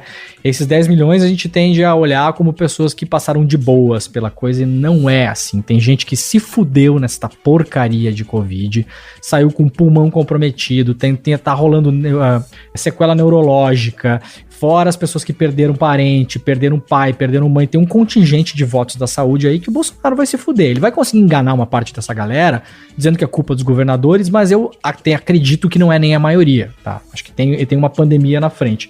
O Bolsonaro nunca tinha governado porra nenhuma, então ele veio pra 2018 com uma expectativa de que, opa, vamos tentar, né? O que custa? O que custa a gente tentar? Vamos dar uma chance, né? Agora não tem chance. Todo mundo viu o que é. Quem quer colar nisso, cola. Quem viu, viu, né? Não tem mais a ideia da novidade, do outsider, do cara que não é parte dos esquemas. Os esquemas da família que ninguém conhecia, hoje todo mundo conhece. Não importa se tem denúncia oferecida, não importa se tem gente condenada e gente presa. Todo mundo conhece os esquemas. Isso vai ser explorado em campanha para um caralho. Flávio, mansão de 6 milhões, Queiroz, Vacef, isso aí vai vir com muita força, né? Inclusive o timing pra comprar a mansão não podia ser melhor. Não, maravilhoso. Nossa. Maravilhoso. Mas, gente, é o grande queima Gafisa. Agora sim, eu vou falar, eu não sei como é o gosto arquitetônico do pessoal da capital do país, mas aquela mansão parece um consultório da Imbra. Lembra que botava implante dentário? Negócio branco, feio, com a janela verde. Pelo amor de Deus, quer gastar dinheiro? Gasta o dinheiro num negócio mais bonitinho, pra gente não ter que falar disso. O filho do Bolsonaro vai aparecer no parapeito e falar assim, ó: vocês fazem parte dos 3% que tem direito ao mar alto. Não é? Parece uma clínica de depilação, velho. É muito engraçado. Mas aquilo é o supra-sumo da nata brasiliense. Ali tem até, em Brasília, você tem casa com cúpula, daquelas cúpulas pintadas de azul igual você vê na Grécia. Você tem réplica da Casa Branca, entendeu? A casa do Gustavo Lima. Você já começa com... A gente tinha a casa da Dinda. Já começou daquela época, gente. Já essas construções aí são muito... Não, mas a casa da Dinda tem fundamento. A casa da Dinda é chique demais, menina. Se aquelas paredes falassem. Ó, e tem um outro detalhe também, que é um detalhe de campanha, que por mais que o PT, né, é a fábula de Esopo viva, né, que é o sapo sempre a carregar os escorpiões, eu espero que dessa vez ele seja menos imune ao aprendizado do que é tradicionalmente, ele de fato faça uma campanha no primeiro turno. Porque não houve campanha no primeiro turno de 2018. Inclusive era um cálculo interno de boa parte da majoritária de concorrer contra Bolsonaro no segundo, partindo do prespeito que tudo ia dar certo. Então, assim, a campanha do Haddad, quando ela começou faltando uma semana para terminar o primeiro turno. Sim. A campanha contra o Bolsonaro vem sendo feita pelo Bolsonaro desde que ele sentou ali. Exatamente. De fato. Ali na Luciana Gimenez e no CQC. É verdade. Mas isso é importante salientar, porque as pessoas ficam assim, mas nossa, como é que o Bolsonaro foi eleito? Aí você pra pensar, o cara vem fazendo propaganda o tempo todo, indo em aeroporto, usando verba pra desculpir de palestra, mas era tudo evento de pré-campanha, sabe? Quem já presenciou daquilo, sabe o hospício que era. Ele vem fazendo campanha há muito tempo, né? Gente, o Bolsonaro começou a campanha 3 anos antes da eleição. Exatamente. Oficialmente em 2015, mas até antes disso, antes até de 2013, tem manifestação de careca no vão do MASP com faixa Bolsonaro. É muito antigo isso. Deixa eu contar essa história que eu acho que é importante pro país. Quando um idiota, no meio de uma muvuca dessas que o Bolsonaro promovia, sendo tratado como celebridade graças ao CQC, esse idiota estava lá na muvuca e gritou, Bolsonaro presidente. Sabe onde esse idiota tá hoje? Assessor parlamentar do Planalto. Ele era ninguém menos que? Albert Einstein. Não, ele é... Porque ele não é muito inteligente. Eu não vou deixar vocês usarem o nome do Einstein. Não, ele é o... A gente vai bipar, mas é o velho é o que orquestra as milícias digitais. Ainda é velho não, é novo, menina. É mais novo que todo mundo aqui. É tuiteiro profissional. Tem uma coisa importante pra gente olhar pra 22 também, que é o antipetismo. Eu tenho uma sensação de que ele não vai chegar com tanta força, porque as pessoas estão com muito mais problemas na vida do que culpar o PT. A pandemia jogou na cara de muita gente aí desemprego, fome, a própria bagunça do Bolsonaro em gestão de pandemia, do Bolsonaro não, do Exército Brasileiro, das Forças Armadas, que é importante que seja dito isso, né? Quem tá gerenciando a crise da pandemia no Brasil são as Forças Armadas do Brasil. Isso tem que ser dito todos os dias. Pazuello é general da ativa. Generais nativos. Eu perguntei, esses dias eu tava falando com alguém, eu falei, gente, vem cá, vamos fazer 2 exercícios que eu acho importante fazer, né? Primeiro, gente da ativa, das Forças Armadas, quando é convidado para compor um governo como o governo Bolsonaro, a pessoa decide ir ou ela tem que falar com quem comanda ela? Tem que falar com quem comanda, né? Então a decisão de mandar pessoas da ativa pro governo Bolsonaro é do comando do Exército, do comando da Aeronáutica e do comando da Marinha. Isso não vem, a pessoa não decide sozinha. Né? Então, mas as pessoas não param pra pensar nisso, elas pensam que o Pazuello ele decidiu lá ser, não, ele foi lá falar com o comando dele e o comando falou, não, você pode, então o exército está oficialmente no ministério, não é o Pazuello pessoa física, ele está representando o comando do exército. A gestão da pandemia é do comando do exército. Então, vamos pensar o seguinte, se o Brasil hoje, a economia estivesse bombando, desemprego estivesse lá embaixo, capital externo estivesse estourando aqui pra dentro, a bolsa estivesse lá em cima, o que esses caras iam dizer? Que só está bombando graças à eficiência do exército brasileiro que está no governo. Iam dizer isso com certeza absoluta. Então, como esse negócio está uma merda, e quem tá comandando a pandemia e a gestão da pandemia são as Forças Armadas, está uma merda graças à gestão merda das Forças Armadas. A gente não pode esquecer disso, porque fica também tudo no colo do Bolsonaro, que é maluco, que é doidinho, que é sociopata e tal. Só que assim como a gente estava falando antes, que quem não gerencia a parte econômica do governo é ele, mas é o Paulo Guedes, que foi um cara escolhido pelo mercado e aceito pelo Bolsonaro, porque era só assim que ele poderia ter o apoio de quem teve, quem comanda parte importante do governo, inclusive durante a pandemia, são as Forças Armadas. Dito isso tudo, eu acho que tem uma chance grande de chegar a 2022 com o antipetismo já bem desidratado, não totalmente, óbvio, mas não tanto quanto estava em 2018. Eu duvido que chegue no nível que estava em 2018. Alguém de vocês até escreveu aqui no chat que o Bolsonaro não conquista mais votos do que os 57 milhões. Eu também acho possível que não conquiste. Talvez conquiste mais proporcionalmente com o crescimento populacional, mas não acho que ele vai ter mais votos do que ele teve, proporcionalmente. Eu não vejo ele fazendo mais votação do que ele fez. Na verdade, que crescimento populacional? Vai ter uma coisinha. Eu também não entendi, não. Eu acho baixa? É pra trás? Eu quero lembrar um outro detalhe aqui também, que as abstenções vêm crescendo paulatinamente, exatamente. Eleição sim e eleição também. E vamos lembrar que Carluxo fez 30% menos de votos aqui na reeleição dele. Mas imagina, Leandro, imagina a pessoa tá lá, pô, votei no pai desse idiota, eu vou me arriscar a pegar o vírus pra apertar na urna, vou nada. Vou dizer que vou votar e vou ficar em casa. Ô, Demore, quem falou fui eu disse que a minha ideia é que ele não consegue aumentar o quantitativo em relação à base que ele tem hoje, que já não são mais os 57 milhões que votaram em 2018. Não são. Tá longe. Então ele tá ali nos 30% dele, que aí vamos chutar aqui, sei lá, tá com uns 30, 40 milhões, no máximo estourando, e dali não passa mais. E a chance é cair mais com o desastre. E uma coisa é pesquisa de opinião na rua na hora que você tá na rua, outra coisa é tirar sua bundinha no domingo e ir. Sim, e por isso que a esquerda tem que fazer aquele trabalho de vá votar sem medo, entendeu? Da pessoa ir votar no outro candidato. Mas tem que ir, porque a abstenção que tá tendo, que principalmente teve nas últimas eleições, é ridículo. E esse foi o trabalho de base que os democratas fizeram aqui. Eu tô comparando, e eu sei que não tem muita base pra comparação, mas eu tô falando de como se organizaram pra derrotar o Trump.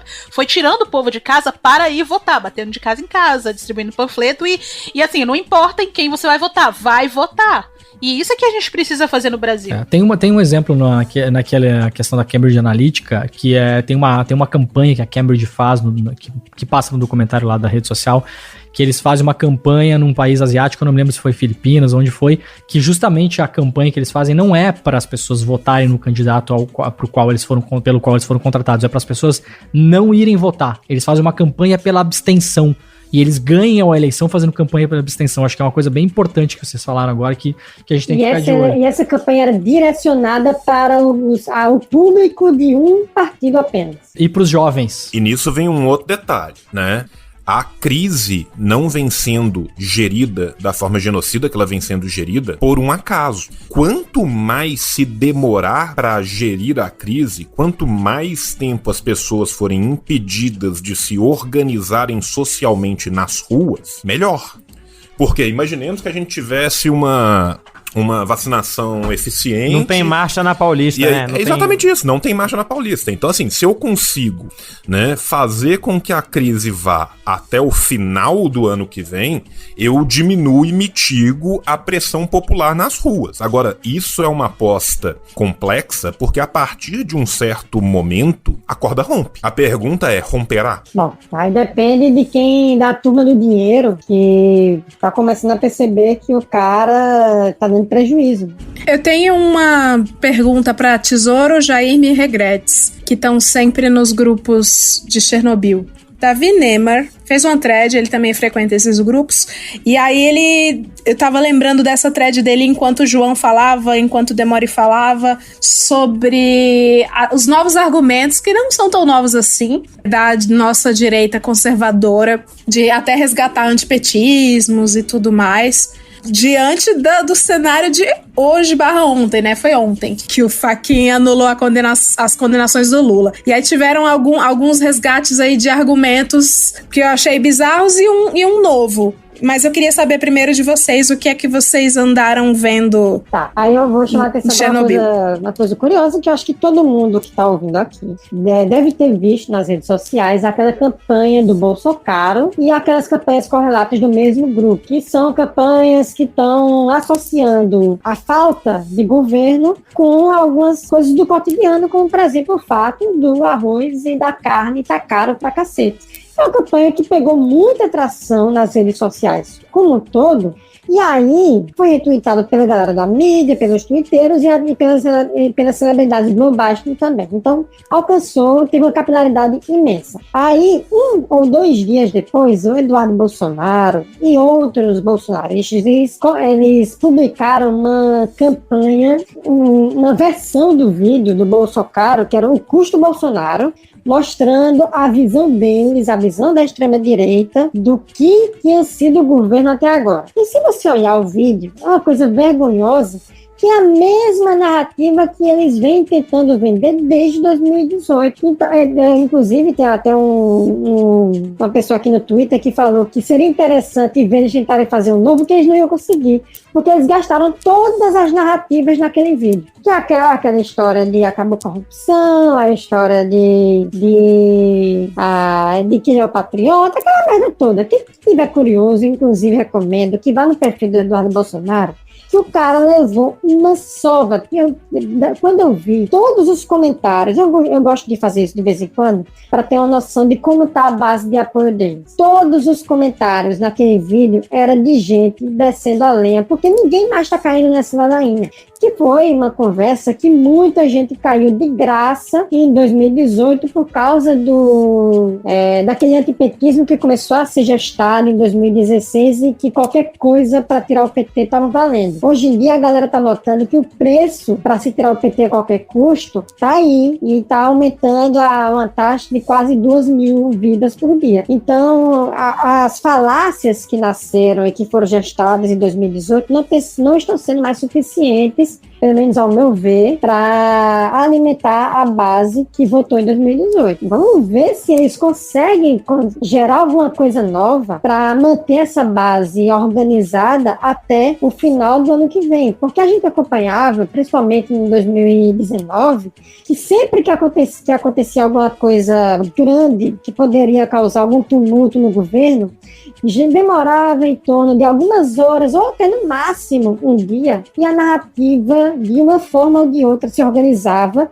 e todo mundo abraçava e começava a defender. Hoje em dia eu tenho um pouco mais de dificuldade de enxergar isso acontecendo, tanto porque as maiores narrativas do último ano têm sido narrativas de negação da pandemia e de negação das medidas mais básicas de controle da pandemia. E o que a gente está vendo hoje no mundo inteiro são medidas como lockdown e vacina funcionando. Então a galera está começando a ficar sem argumentos para se agarrar, para fazer o negócio deles andar. E não é que bastou um pouco mais de esforço e ciência? Quer dizer, não foi tão mais. Hoje, dia 10 de março, o dia em que tudo resolveu acontecer, o Lula fez um pronunciamento. Dando uma resumida, ele deu uma jantada em rede nacional, quer dizer, internacional, na família Bolsonaro, nas suas políticas de governo, sobrou até para o Zé Gotinha, coitado, que chamou a atenção pela sua ausência durante a campanha de vacinação sem vacinas, né? Por que né? O fato é que, se eu puder resumir, o discurso do Lula, que ganhou todo mundo que eu conheço e arrepiou as pessoas, emocionou e devolveu uma sensação de que a gente tem um chefe de Estado, finalmente, depois de um grande hiato. Se eu puder resumir, foi nessa frase aqui: eu vou comer picanha e vou tomar uma cerveja. Aí, meu amigo, aí não tem como contra-argumentar. Foi então que o Bolsonaro decidiu se juntar e anunciar a compra gigante de vacinas, uma encomenda imensa para a população brasileira. E no palco estavam todos 1 metro de distância, de máscara e arrisco dizer que alguns ali de fralda. Não sei. Obrigada, Lula.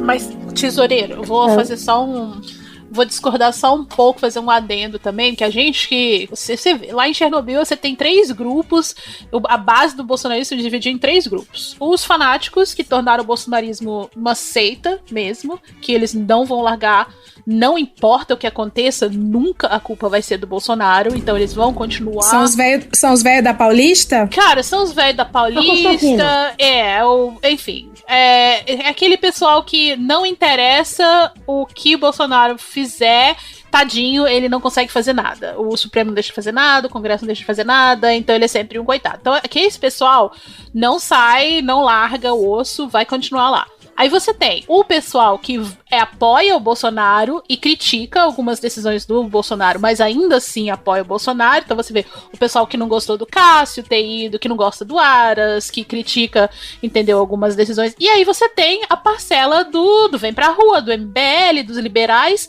que, de acordo com a situação, a gente não sabe como é que vai agir. Se vai apoiar o Bolsonaro na próxima eleição, se vai ficar... não vai votar, enfim.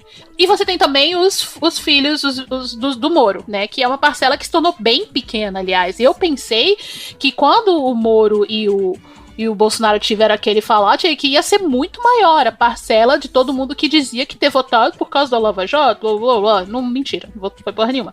Então você tem esses órfãos... É só meio fascista mesmo. Isso, meio fascista. Exatamente. Então você tem esse pessoal que também, eu não sei, fica meio imprevisível essa parcela também. Mas ainda assim, o Bolsonaro, não por mérito, que a gente sabe que não tem mérito nenhum, ainda tem um apoio bem significativo para causar bastante dano. Assim, um segundo turno com o Bolsonaro é garantido, gente. Se nada acontecer até lá, de grave, que tire ele do páreo da eleição, ele está no segundo turno. E aí? Então, isso é uma parada que me preocupa demais. Porque... Eu também, eu não sei o que pode ser pior. Eu ia falar assim, só se eles matar uma gestante. Ih, já foram muitas já. Sim, na pandemia, né? Mais fácil desse mundo é ser Jair Messias Bolsonaro. Eu queria que as pessoas tivessem metade da paciência comigo. Eu já perdi o emprego por chegar atrasado. Entendeu? E o cara segue aí na atividade, matando gente. Então é isso. Só que assim, o que me preocupa muito é essa porca. Isso foi um entreveiro que eu tive com o João Willis, por exemplo, alguns anos atrás, logo no início da campanha. Quando eu falei do poder das igrejas evangélicas, eu nasci, fui criado na igreja evangélica. Eu sei do poder de mobilização que tem. Eu sei a força desse movimento. E eu falava no início o quanto que o Bolsonaro vinha forte nesse meio. E ele não acreditou. E o Bolsonaro ganhou. E eu vejo até hoje, dentro da comunidade, os amigos dos meus pais, os meus amigos da época, de quando eu frequentava, a força que ainda tem o bolsonarismo dentro das igrejas evangélicas, que é uma parcela crescente de população, com um nível de discipulado fortíssimo e que me assusta demais. E é um momento, um lugar onde a pensamento de esquerda não tem entrada, acho que muito por falta de enxergar no meio evangélico uma parcela da classe trabalhadora que precisa de diálogo. Isso é um pensamento que eu tenho, eu não sei se o João concorda comigo, ele que está na militância de maneira mais ativa. Eu vejo isso de uma maneira muito preocupante, porque é uma parcela que em 2022 vai ser quase 30% da população, isso é muito. E até hoje, assim, meu pai, ele já dá um passo atrás, porque meu pai, ele já me escuta muito, a gente tem uma relação muito próxima. Então, por exemplo, ele já virou a chave. A frase dele pra mim, o que pode também denotar essa desidratação no apoio do Bolsonaro, que ele virou pra mim essa semana, e ele tá com ódio do Bolsonaro, e ele me liga quando tá puto pra xingar o Bolsonaro. E ele liga pra mim e fala assim... E a frase que ele me disse essa semana foi: como eu pude acreditar nesse cara? Então, tipo, opa, já deu um negócio. Mas, por exemplo, eu vou no segundo grau de separação, que é a parte que a galera que já tá envolvida mesmo no ambiente da igreja evangélica, não muda, não aceita. Eu acho que a gente tá discutindo aqui, até o momento nós discutimos muitos valores materiais. Desemprego, compra, embargo, são coisas que nós podemos constatar através de dados. Os valores do bolsonarismo, a maioria deles são coisas assim que eu vou ser uma pessoa extremamente parcial, que eu não sou de pesquisa, não faço bosta nenhuma, é maluquice. A grande luta do Bolsonaro é uma cruzada contra o Foro de São Paulo, contra a perversão da infância e contra a defesa dos valores cristãos. Hoje, né, no caso ontem, foi na segunda-feira, eu tenho o hábito, né, esse costume estranho de assistir o vídeo dos relinchos do Bolsonaro ali no chiqueirinho dele, no Planalto, porque sempre sai coisa boa. Aí, chega uma senhora pra ele e fala assim: não, eu sei que o senhor sobreviveu porque o senhor foi um enviado por Deus. Eu sei que você tá aqui no Brasil comandando essa nação porque você foi um enviado por Deus, você sobreviveu a uma facada. E ela começa a chorar. Eu sei que a partir de um momento sou engraçado, mas não tem como rir por muito tempo não, porque essa cabeça de muita gente misturou-se política com um messianismo absurdo. Uhum. E você não tem como combater com fatos uma coisa que é uma providência divina na cabeça da pessoa. Então, por exemplo, a pandemia, ela é causada, né, por um vírus. Nós temos ciência para provar que o vírus está aí, como é que ele age, como se previne. Mas para essa pessoa, Bolsonaro foi enviado por Deus. Deus me protege de todos os males. Isso aí foi a Apocalipse 13, versículo 13. Viu uma de suas cabeças como de ferida de morte, sua chaga mortal foi curada e toda a terra se maravilhou após a besta. Olha aí, tá vendo? Eu vou aproveitar o gancho do Camejo e o gancho da Jair Me, né? De acordo com Dona Andressa Urach, deixa eu falar do jeito certo. Jair Me. Pra fazer alguns breves comentários. Primeiro, a questão do recrudescimento na população, não só evangélica, mas também na população católica, e principalmente na população católica pós-concílio de Trento. Tridentina e depois do ultramontanismo, né? Então, assim, pessoal mais canção nova. É o pessoal mais canção nova, digamos assim. Pessoal da renovação carismática. É porque eu saí da igreja católica no ano 2000. Eu tinha medo do ano 2000, o mundo acabou. É o pessoal que acha que é católico, mas ninguém ainda contou pra eles que eles são batistas. É esse pessoal. São pentecostais, e tem uns que estão meio peteca já Exatamente. Tá. Exatamente. O recrudescimento nessa faixa, ele é uma faca de dois legumes, né? E é, assim como a Regrets falou aqui no nosso chat, isso tá certo de cima e embaixo, é a mesma cartilha do trumpismo, porque é o treinamento do Bannon. E é playbook, né? Isso é playbook pra todos os No lugares. início, você traçava um paralelão Não, assim. e assim, gente, se você vê o que acontece na Filipinas de Duterte e aqui, é muito similar em várias coisas, tá? Sim. E nesse sentido, esse é um problema que tá sendo jogado como solução na esperança de que o meio funcione e o meio não está funcionando. Por quê? Porque esse recrudescimento, ele garante uma fidelidade que é uma fidelidade de fato maluca. É uma coisa que ultrapassa as raias da lógica formal. Por quê? Exatamente porque é messiânico. Isso não é fé, simplesmente. Isso é metafísica, gente. Isso é fé, tá? Sim. Só que as pessoas que se mantêm neste caminho, não serão todas dentro aquilo. Você vai ter uma pequena desidratação. É óbvio que essa desidratação é muito pequena com base na base inteira que o elegeu, tá? Vai perder um pouco? Vai, mas vai garantir o resto pra sempre. O problema é que, em garantindo esse resto pra sempre, se afasta mais gente que tava nas orlas, que tava na beira, que tava ali na linha e na margem, se a situação macro não der certo, do que se aproxima. Que foi um dos problemas que aconteceu, por exemplo, com o Trump. O Trump, a partir do momento... E aí a gente tem que colocar uma coisa muito clara, que, são sistemas eleitorais completamente diferentes, sistemas partidários completamente diferentes, e sociedades onde a polarização partidária é muito diferente da nossa, né? Mas a partir do momento que o Partido Democrata virou e falou assim, não, eu estou completamente disposto a flertar com todas as minhas águias de guerra e me aproximar o máximo possível de um republicanismo moderado, para tirar as pessoas que são republicanas moderadas do Trump, tirou. Sim. Uhum. Que é a mesma coisa que tem a tendência natural de acontecer com o Bolsonaro, porque a gente tem que pensar o seguinte, o Bolsonaro consegue ser internamente ainda mais patético do que o Trump foi. E isso não é um elogio ao Trump. O Trump fez 1 milhão de merdas no seu governo, tanto que as eleições de transição, né, as eleições partidas, né, da Câmara já deram a vitória esmagadora aos democratas 2 anos antes do Trump perder, da mesma forma que as eleições aqui de meio termo deram vitórias esmagadoras ao não bolsonarismo em diversas formas diferentes, tá? Então, assim, eu acho que essa questão da religiosidade, ele vai se tornar uma faca de dois gumes, porque ela precisa que isso seja acompanhado de um outro movimento macro que não acompanhou lá em cima e não vem até o presente momento acompanhando aqui embaixo. Vou ir para o segundo ponto que o Camejo falou, e esse é um ponto muito importante. As esquerdas não têm penetração nem trabalho muitas vezes com, não só com os evangélicos, mas com os religiosos em geral. Isso é uma verdade e um problema. Uma verdade e um problema do nosso movimento como todo. Eu tô aqui representando, aquela coisa, né, naquele gráfico eu não caibo porque eu tô lá na esquerda, lá em cima, lá no canto, né. As fotos dos meus queridos amigos que aqui estão comigo não me deixam mentir sozinho, né. Ai, vai eleger o Bozo, moço. Então, o que eu quero dizer é o seguinte. Existe gente hoje em dia dentro dos movimentos de esquerda, e eu posso falar pelos movimentos, né, da esquerda revolucionária, que vem tentando mudar essa realidade? Sim, diuturnamente.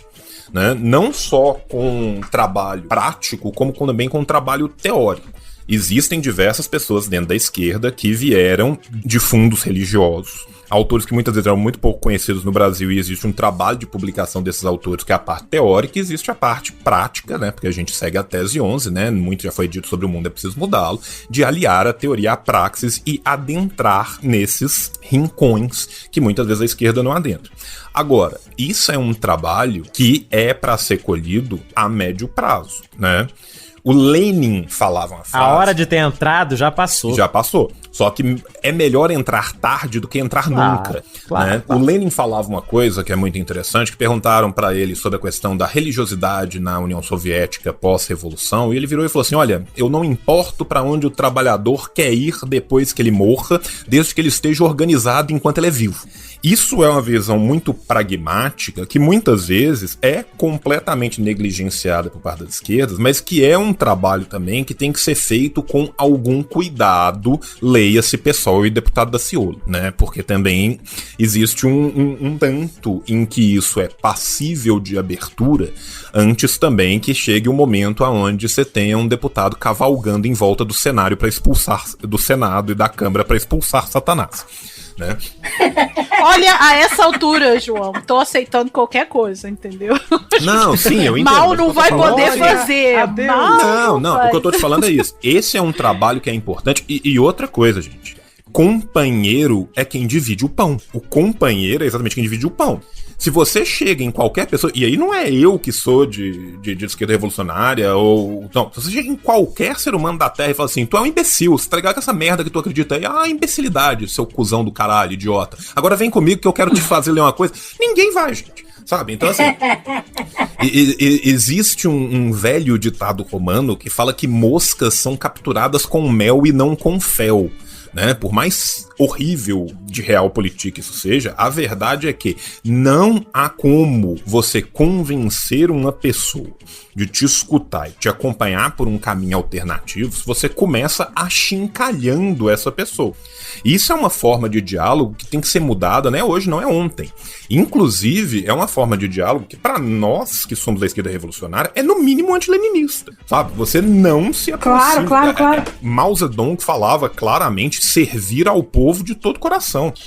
Agora, o revolucionário, ele tem que estar disposto a conversar quanto for preciso e o tempo que for preciso. O que eu tô falando é o seguinte, existem poucos, nós somos poucos, mas nós tentamos alcançar a Messe. A Messe é grande.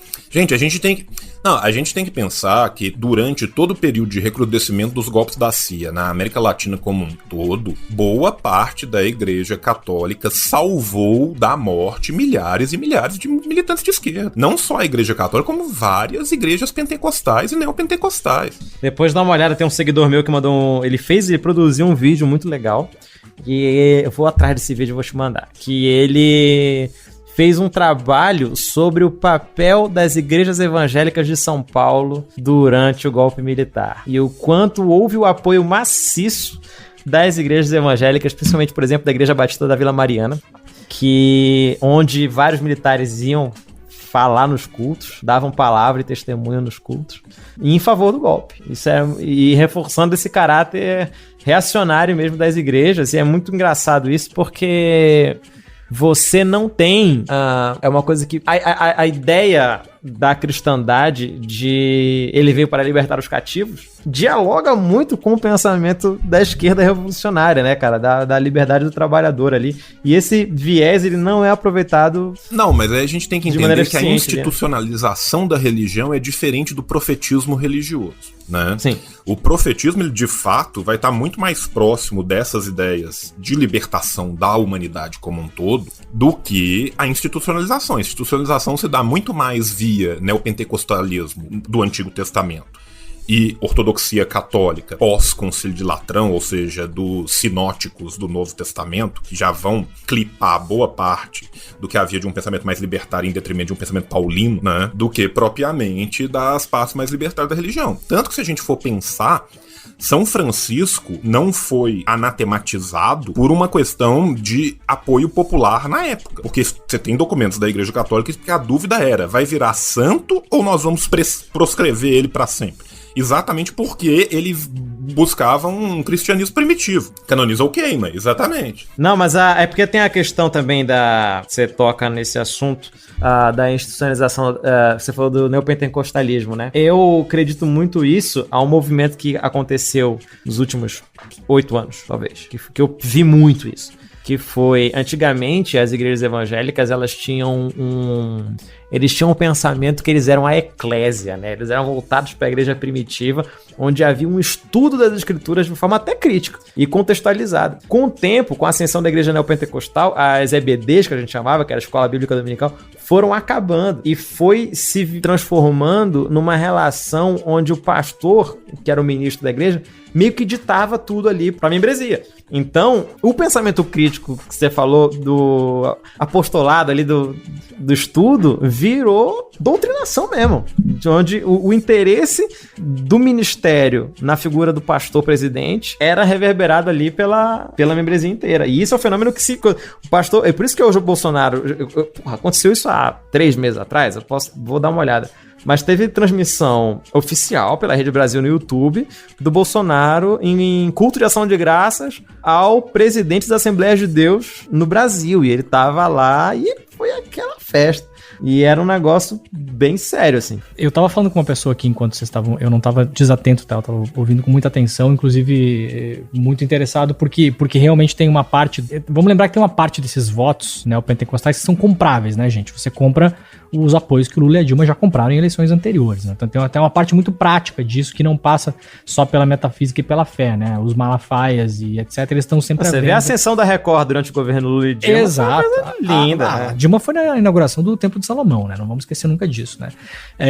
Mas tem uma outra coisa que é a relação com Israel, né? Porque parte desses neopentecostais tem uma crença material de que Jesus ressurgirá em Israel fisicamente na terra prometida. Então tem toda aquela questão de mudar a capital de Tel Aviv para Jerusalém. Isso tudo tinha a ver, né, com esse voto. Mas eu tava... Só para fechar o raciocínio aqui, eu tava falando com outros 2 advogados aqui no WhatsApp, enquanto vocês estavam conversando, porque me veio uma coisa na cabeça que eu não sei se já viram notícia na imprensa nessas 2 horas e poucas que a gente tá conversando. Talvez sim, mas talvez não. Então eu vou jogar pra gente conversar aqui. Quando eu digo que esse episódio, ou melhor, que esse programa, como um todo, acerta as coisas, tem algum tipo de força sobrenatural que permeia o República da Bolchevique, é porque eu tô falando sério. Presta bem atenção nas palavras do Demore que foram ditas na segunda-feira, tá? Na segunda-feira. Passou terça, onde muita coisa aconteceu no STF. Passou quarta, onde muita coisa aconteceu em São Bernardo do Campo durante o pronunciamento do Lula. Vamos ouvir. Talvez, mesmo que o juiz de Brasília aceite os processos, a denúncia contra o Lula, talvez tá tudo prescrito. Porque o Lula já passou de 70. Caralho, tem isso. E começa a correr pela metade, porque ele tem mais de 70 anos. Vai prescrição pela máxima, Camejo, que é 10 anos só, e a última movimentação dos processos já deu 10 anos. Eu acho que tá tudo prescrito, viu? Então esse negócio não vai pra frente de nenhum modo, mesmo que a Justiça de Brasília assuma isso. Vocês aí podem depois olhar, ver se alguém já fez esse cálculo. Porque e tal. A denúncia que... A decisão que é recebida, a denúncia que é evada desse tipo de nulidade, ela não interrompe prescrição. Então continua correndo. Então eu tô com... os últimos atos processuais aqui foi de 2010 e 2011. E o que conta é isso, né? Os últimos atos antes de oferecimento da denúncia, é isso, né? Malandro, essa aí foi... Então, foda, meus queridinhos, eu acho que é o xadrez de 7 dimensões de faquinha. Ali é que é xadrez, É basicamente a versão mais burocrática e chata do Game of Thrones. Mais uma vez nós tivemos mais uma perda, a irreparável dor da perda, né? Aqui nesse programa. Leandro Demore foi para outro lugar, para outro plano, onde quer que esteja, estaremos com você. Foi meu Big Brother, mais uma vez. Provavelmente. Mais uma vez, ele soltou uma bomba migué e foi ver o BBB. Ficamos nós aqui e aquele momento do programa que vocês gostam bastante, que é o momento em que a gente solta as nossas previsões para o futuro e que bizarramente elas acontecem. Ó o trovão aí. Quero saber para os próximos dias, já que a gente acertou. Ai, eu tenho muito medo. Vocês não chegam a ter medo de vocês mesmos, não? Porque eu tenho um pouco de medo da gente quando chega essa parte. Quais as previsões para os próximos dias ou meses no seriado Brasil? Olha, eu vou chutar. Se não houver a prescrição do Lula, antes de 2022 ele tá condenado no mesmo processo por outro órgão colegiado e tá inelegível de novo. Credo! Tá, o camejo não vale, então. Não vai acontecer. Camejo é café com leite, tá, gente? Eu ainda acredito no Grande Acordo Nacional. O Grande Acordo Nacional me tá assim, estourando. Cara, não sei o que prever, porque tá tudo de cabeça pra baixo. Eu vou girar a roleta russa aqui e chutar que, sei lá, que Bolsonaro vai fazer campanha para o povo se vacinar, porque ele vai ver que o negócio tá muito ruim pra ele, pra tentar capitalizar em cima disso. Levanta a mão pro alto e sente o rajadão. Acertou, miserável.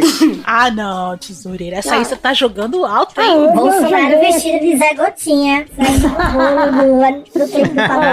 Já, ó, mais de meia garrafa de vinho aqui. Vou chutar alto, porque eu já acertei demais nessa vida. Eu já bebi também uma garrafa inteira de Powers e eu devo dizer a vocês que João Dória vai esboçar um apoio a Lula nos próximos dias / semanas. Levanta a mão pro alto e sente o rajadão. Foi os 50 que não vai. Eu não disse como, eu não disse de que maneira, mas vai esboçar um apoio aí, diante do que virá, porque vai vir um contragolpe da extrema-direita. Ousada também, hein? Achei ousada. Eu fui ousada das outras vezes e rolou, hein? Caralho, vamos ver, hein? João, tu tem aí uma previsão? Eu vou numa muito louca. Eu vou fazer uma... João, você se considera o verdadeiro João Trabalhador? Sim, cara, sim. Eu vou fazer Eu vou fazer uma previsão aqui, que é uma previsão internacional. A administração Biden vai pedir a extradição de Eduardo Bolsonaro nas acusações de organização. Ah, João, para! Eu ia nessa! Levanta a mão pro alto e sente o rajadão. Eu ia nessa! Queima, Pingarão! O brasileirinho tá sonhando alto aí. Você acha então que ele vai cobrar o Bolsonaro pela fala do a gente resolve na bala, me manda tua criança aí. Ó, quem quiser detalhes sobre isso daí vai ter que ouvir o próximo episódio, porque talvez a gente mencione essa história maluca aí. Mas vamos lá, regrets. Não, porra, agora tem que abrir com essa. Eu vou concordar com o João, assim, eu não sei se vai chegar a esse pedido de extradição, mas vou concordar com ele que os americanos não vão deixar isso passar.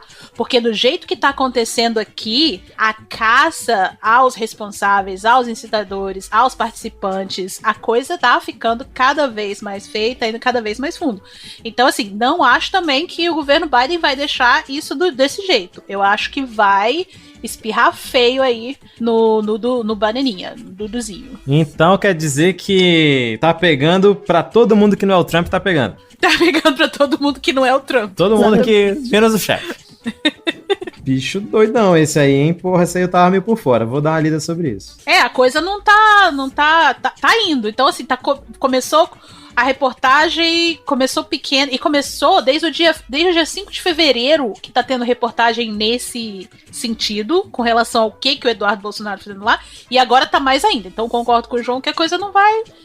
esse chute não é muito ilusório, não. É bem real. Malandro. Porra, isso daí... Quem somos nós pra julgar? Quem somos nós pra julgar o fato de ele falar assim, pega esse menino cheio de vírus, volta pra casa? Jamais. Não desejo pra ninguém. Jair, me arrependi. E aí? Não, minha única previsão, eu acho que é a mais óbvia que vai ser ouvida aqui hoje, é que não existe melhor cola para um coração partido do que o ódio. Então a reabilitação... Ai, achei que ia falar outra coisa. Essa também é boa, mas continuando. Tá. A reabilitação do Lula como um player na corrida eleitoral de 2022 vai fazer com que muita gente que botou selinho de antifa, gente que... sabe, sou a pessoa que sou contra o Bozo, não sei o que, estive lá, agora não tô mais. Vão todos se reconciliar. E vai ser incrível. Nossa, vai todo mundo virar a Partido Novo de novo. Levanta a mão pro alto e sente o rajadão. Vai ser muito divertida. Poxa, nenhum Ciro. Porque você vai chegar assim, mas você disse que ele era igual a Hitler, mas por que você tá voltando nele agora? E aí vai rolar aquela coisa... Gente, o Alexandre Frota já se manifestou? Eu ia falar disso agora. Ai, João! Olha só, nós somos gêmeos de pensamento, eu e você, no momento, João. Eu ia falar que eu já fiz a minha previsão séria, eu vou fazer a minha previsão menos séria. A previsão menos séria é, se Lula não for inelegível, a chapa será Lula presidente, Frota vice pela legalização do loló.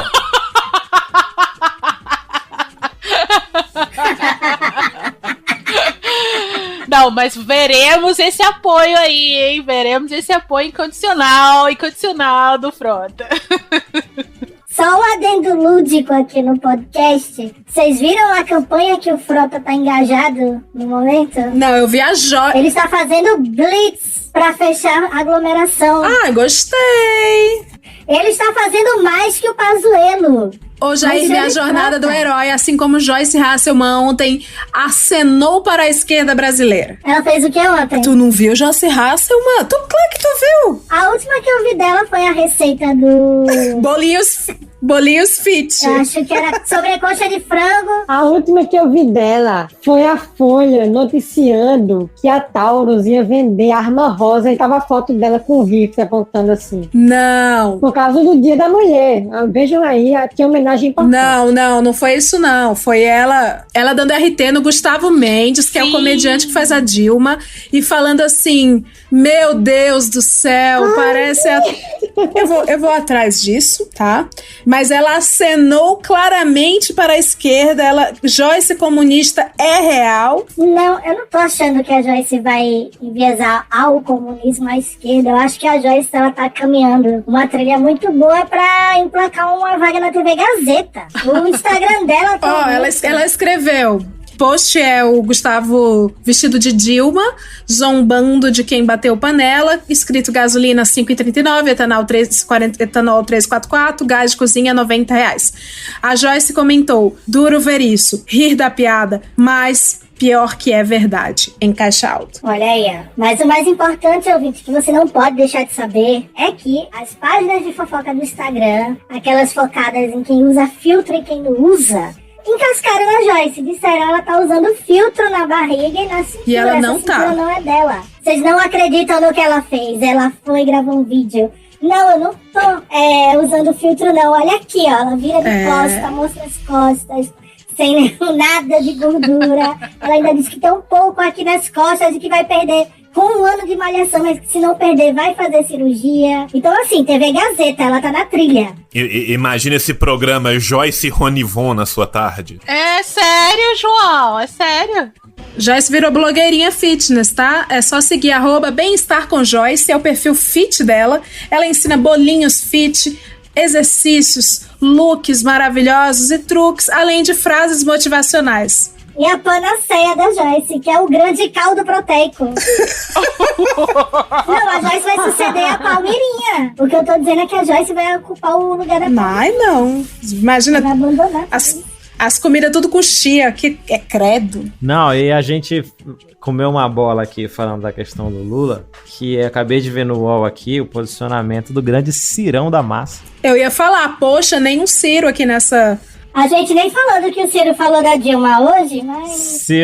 Cirão já mandou aqui, ó, sobre a candidatura de Lula para 2022, abre aspas, não contem comigo para esse Ciro. Alguma surpresa?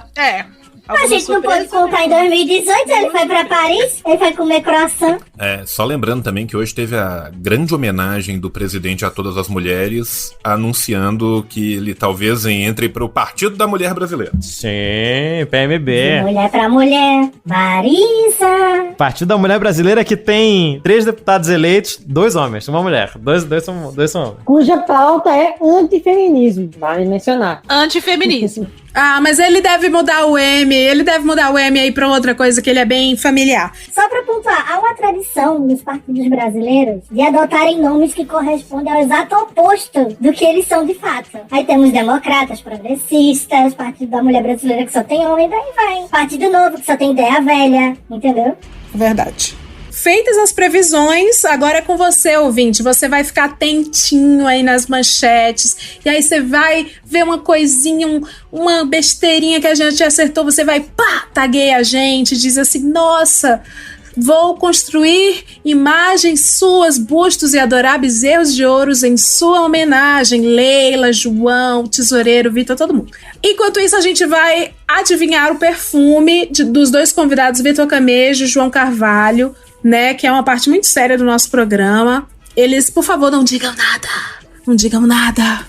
João Carvalho e Vitor, pistas, por favor, para a gente adivinhar o perfume de vocês. É nacional ou internacional? Acho que basta, né, gente? Nacional, né? Não vou... Também a gente não tá nessa... O Apoia-se tá bom, mas porra, a gente não chegou ainda nesse nível aí. Tá, é nacional. Nacional. Meu Deus do céu. Eu acho que eu sei do... Calma. Mas, inclusive, aqui eu quero deixar o Apoia-se /Vitor Camejo aí para nossos amigos ouvintes que quiserem contribuir com o upgrade da fragrância desse... Do perfume. Camejo usa Malbec Noir. Não. É que eu te odeio, David. É isso? Como assim? Por quê? Acertei. Como? Aceitou? Como? É? Malbec Noir? De primeira, Brasil. Nossa, que isso? Acertou! Que ódio! O João, ele está usando Egeu masculino, não sei porquê, sei lá, achei um nome diferente. Eu tenho o Egeu aqui também. Tá errado. Ódio. Tá errado. Está errado. João... Vocês jamais acertarão. Não, João usa... L'Occitane Brasil. É aquele desodorante que é só uma barra vegana que tem cheiro de minâncora? Não, menino, ele trabalha em negócio chique. Tá, deixa eu pensar. Ele diz que é nacional, mas tu vai ver é L'Occitane Brasil. Leite de rosa, não é? É da Natura, é, João? Não, não é. Ih. É Boticário, João? Gente, posso? Pode. Ai! Eu não uso perfume porque eu sou alérgico. Porque você falou que era nacional, então. Mas é nacional. Mas o perfume é nacional, é meu. É o dele, ele é brasileiro, ele usa o... É o famoso ódio. alnisca de comunista, entendeu? Porque eu não tenho. Comunisca! É o... Comunisca! Porra, mas por que agora? Mas por que eu uso Malbec Noir agora? Não entendi. Porque você tem cara de quem compra Malbec Porra, Noir. agora eu tô meio triste, não sei se é bom. Jair, me arrependi, manja. Eu acerto perfume de quase todo mundo. Eu tinha uma amiga minha que, quando soube que eu usava Malbec na hora, ela virou pra mim e falou assim: nossa, logo perfume de homem que não presta. Mas é perfume de homem que não presta. É cheiro de vagabundo, gente, é uma delícia. Deixa eu mandar um abraço aqui para nosso amigo fiscal do IBAMA, que viu nossa fotinha e disse que queria muito participar dessa bagunça. E sabe por que a gente não tem o nosso querido fiscal do IBAMA com a gente? Porque ele usa caiaque. Porque ele tá queimando o trator. Além disso, existem poucos fiscais do IBAMA no Brasil, e se ele desse as caras por aqui, o Ricardo Salles ia cair matando em cima dele. Então, fiscal do IBAMA, um beijo enorme pra você, obrigada pelo trabalho que você faz, e você está conosco aqui, no nosso querido usuário de caiaque, homem que não presta. E mandar um beijo pro nosso cristalzinho General Heleno, que tá sempre com a gente, ouvindo, onde quer que a gente esteja. Ele tá com o aparelho auditivo desligado, ele não vai ouvir Não, mas é um cristalzinho, a gente gosta muito de você. Gal. Gente, então, vou contar minha história do perfume. Eu tenho psoríase e dermatite, então eu não posso mais usar perfume. Mas eu não sabia disso. Então antes eu usava perfume. E quando eu usava perfume, eu usava um perfume que não era brasileiro. Então se vocês quiserem tentar descobrir agora... Vou descobrir agora. Italiano. Mas ele é francês. Calvin Klein One. Não. É francês. Gente, eu não entendo de perfume, então... E Seimiak. Acertou. Porque todo homem culpa. Qual é a dos homens intelectuais pra usar esse Todo intelectual usa Seimiak. Qual é a de vocês com esse homem? Eu usava L'Odyssée. L'Odyssée de Seimiak. Mas tem algum acordo assim com esse Seimiak? Porque todas as pessoas intelectuais da esquerda brasileira são... É o do Demore. É um trocadilho em francês, gente. Não tem como você não gostar. Qual que é? Por favor, explique. A Odisseia e a água de Issei. A água de Issei e a Odisseia. L'Odyssée. L'Odyssée. L'Odyssée. É um trocadilho em francês. C'est très... Eu tô muito bêbada pra isso. Tá vendo? Perfume inteligente. Ô, João, o Demore usa o mesmo perfume que você usava. Aí, ó. Tá. Comuníssima na alma, hein? Ô, Camejo, ajude o Camejo com a Apoia-se pra ele conseguir atingir o patamar do Lodicei de semear. Sair do Malbec Noir. Sair do Malbec Noir é bom, viu? Não, mas eu gosto do meu cheiro de cafajeste um pouquinho, então eu... Deixa eu interromper a conversa de vocês para chamar a atenção para um feat aqui de Reinaldo Azevedo e já me arrependi no Twitter. Que eu sou do PSDB, todo mundo já sabe que eu sou do PSDB. Não, mas o que é que você tá batendo papo com o Reinaldo Azevedo aqui no Twitter? Porque ele postou um emoji dele lá no Twitter cheio de cabelo. Eu falei que quem era esse, que ele não tinha esse cabelo todo. Eu achava que ele tava com o celular da patroa dele. O Renato Azevedo... Vocês não acham que o Renato Azevedo se veste igual o Pato Donald de férias? Quando tem os episódios do Pato Donald... Não é? Mas ele se veste igual o Pato Donald de férias, todo de Burberry, tá? Porra, mas então, assim, só Burberry, então... É o tio Patinhas, é o mesmo ator que faz. Ouvinte, muito obrigada por ouvir a gente até aqui. Mais uma vez, como vocês viram que a gente hoje teve vários espectros da nossa esquerda brasileira e como toda a esquerda, nós somos desunidos. Por isso mesmo, soltaremos as mãos uns dos outros a partir de agora, inclusive a sua, ouvinte. Esse é o nosso jeito carinhoso de dizer te vira, dá teus pulos, o Brasil tá uma merda e você precisa lidar com isso sem a nossa contribuição. Mentira, até o próximo episódio. Tchau, tchau! Tchau! Tchau!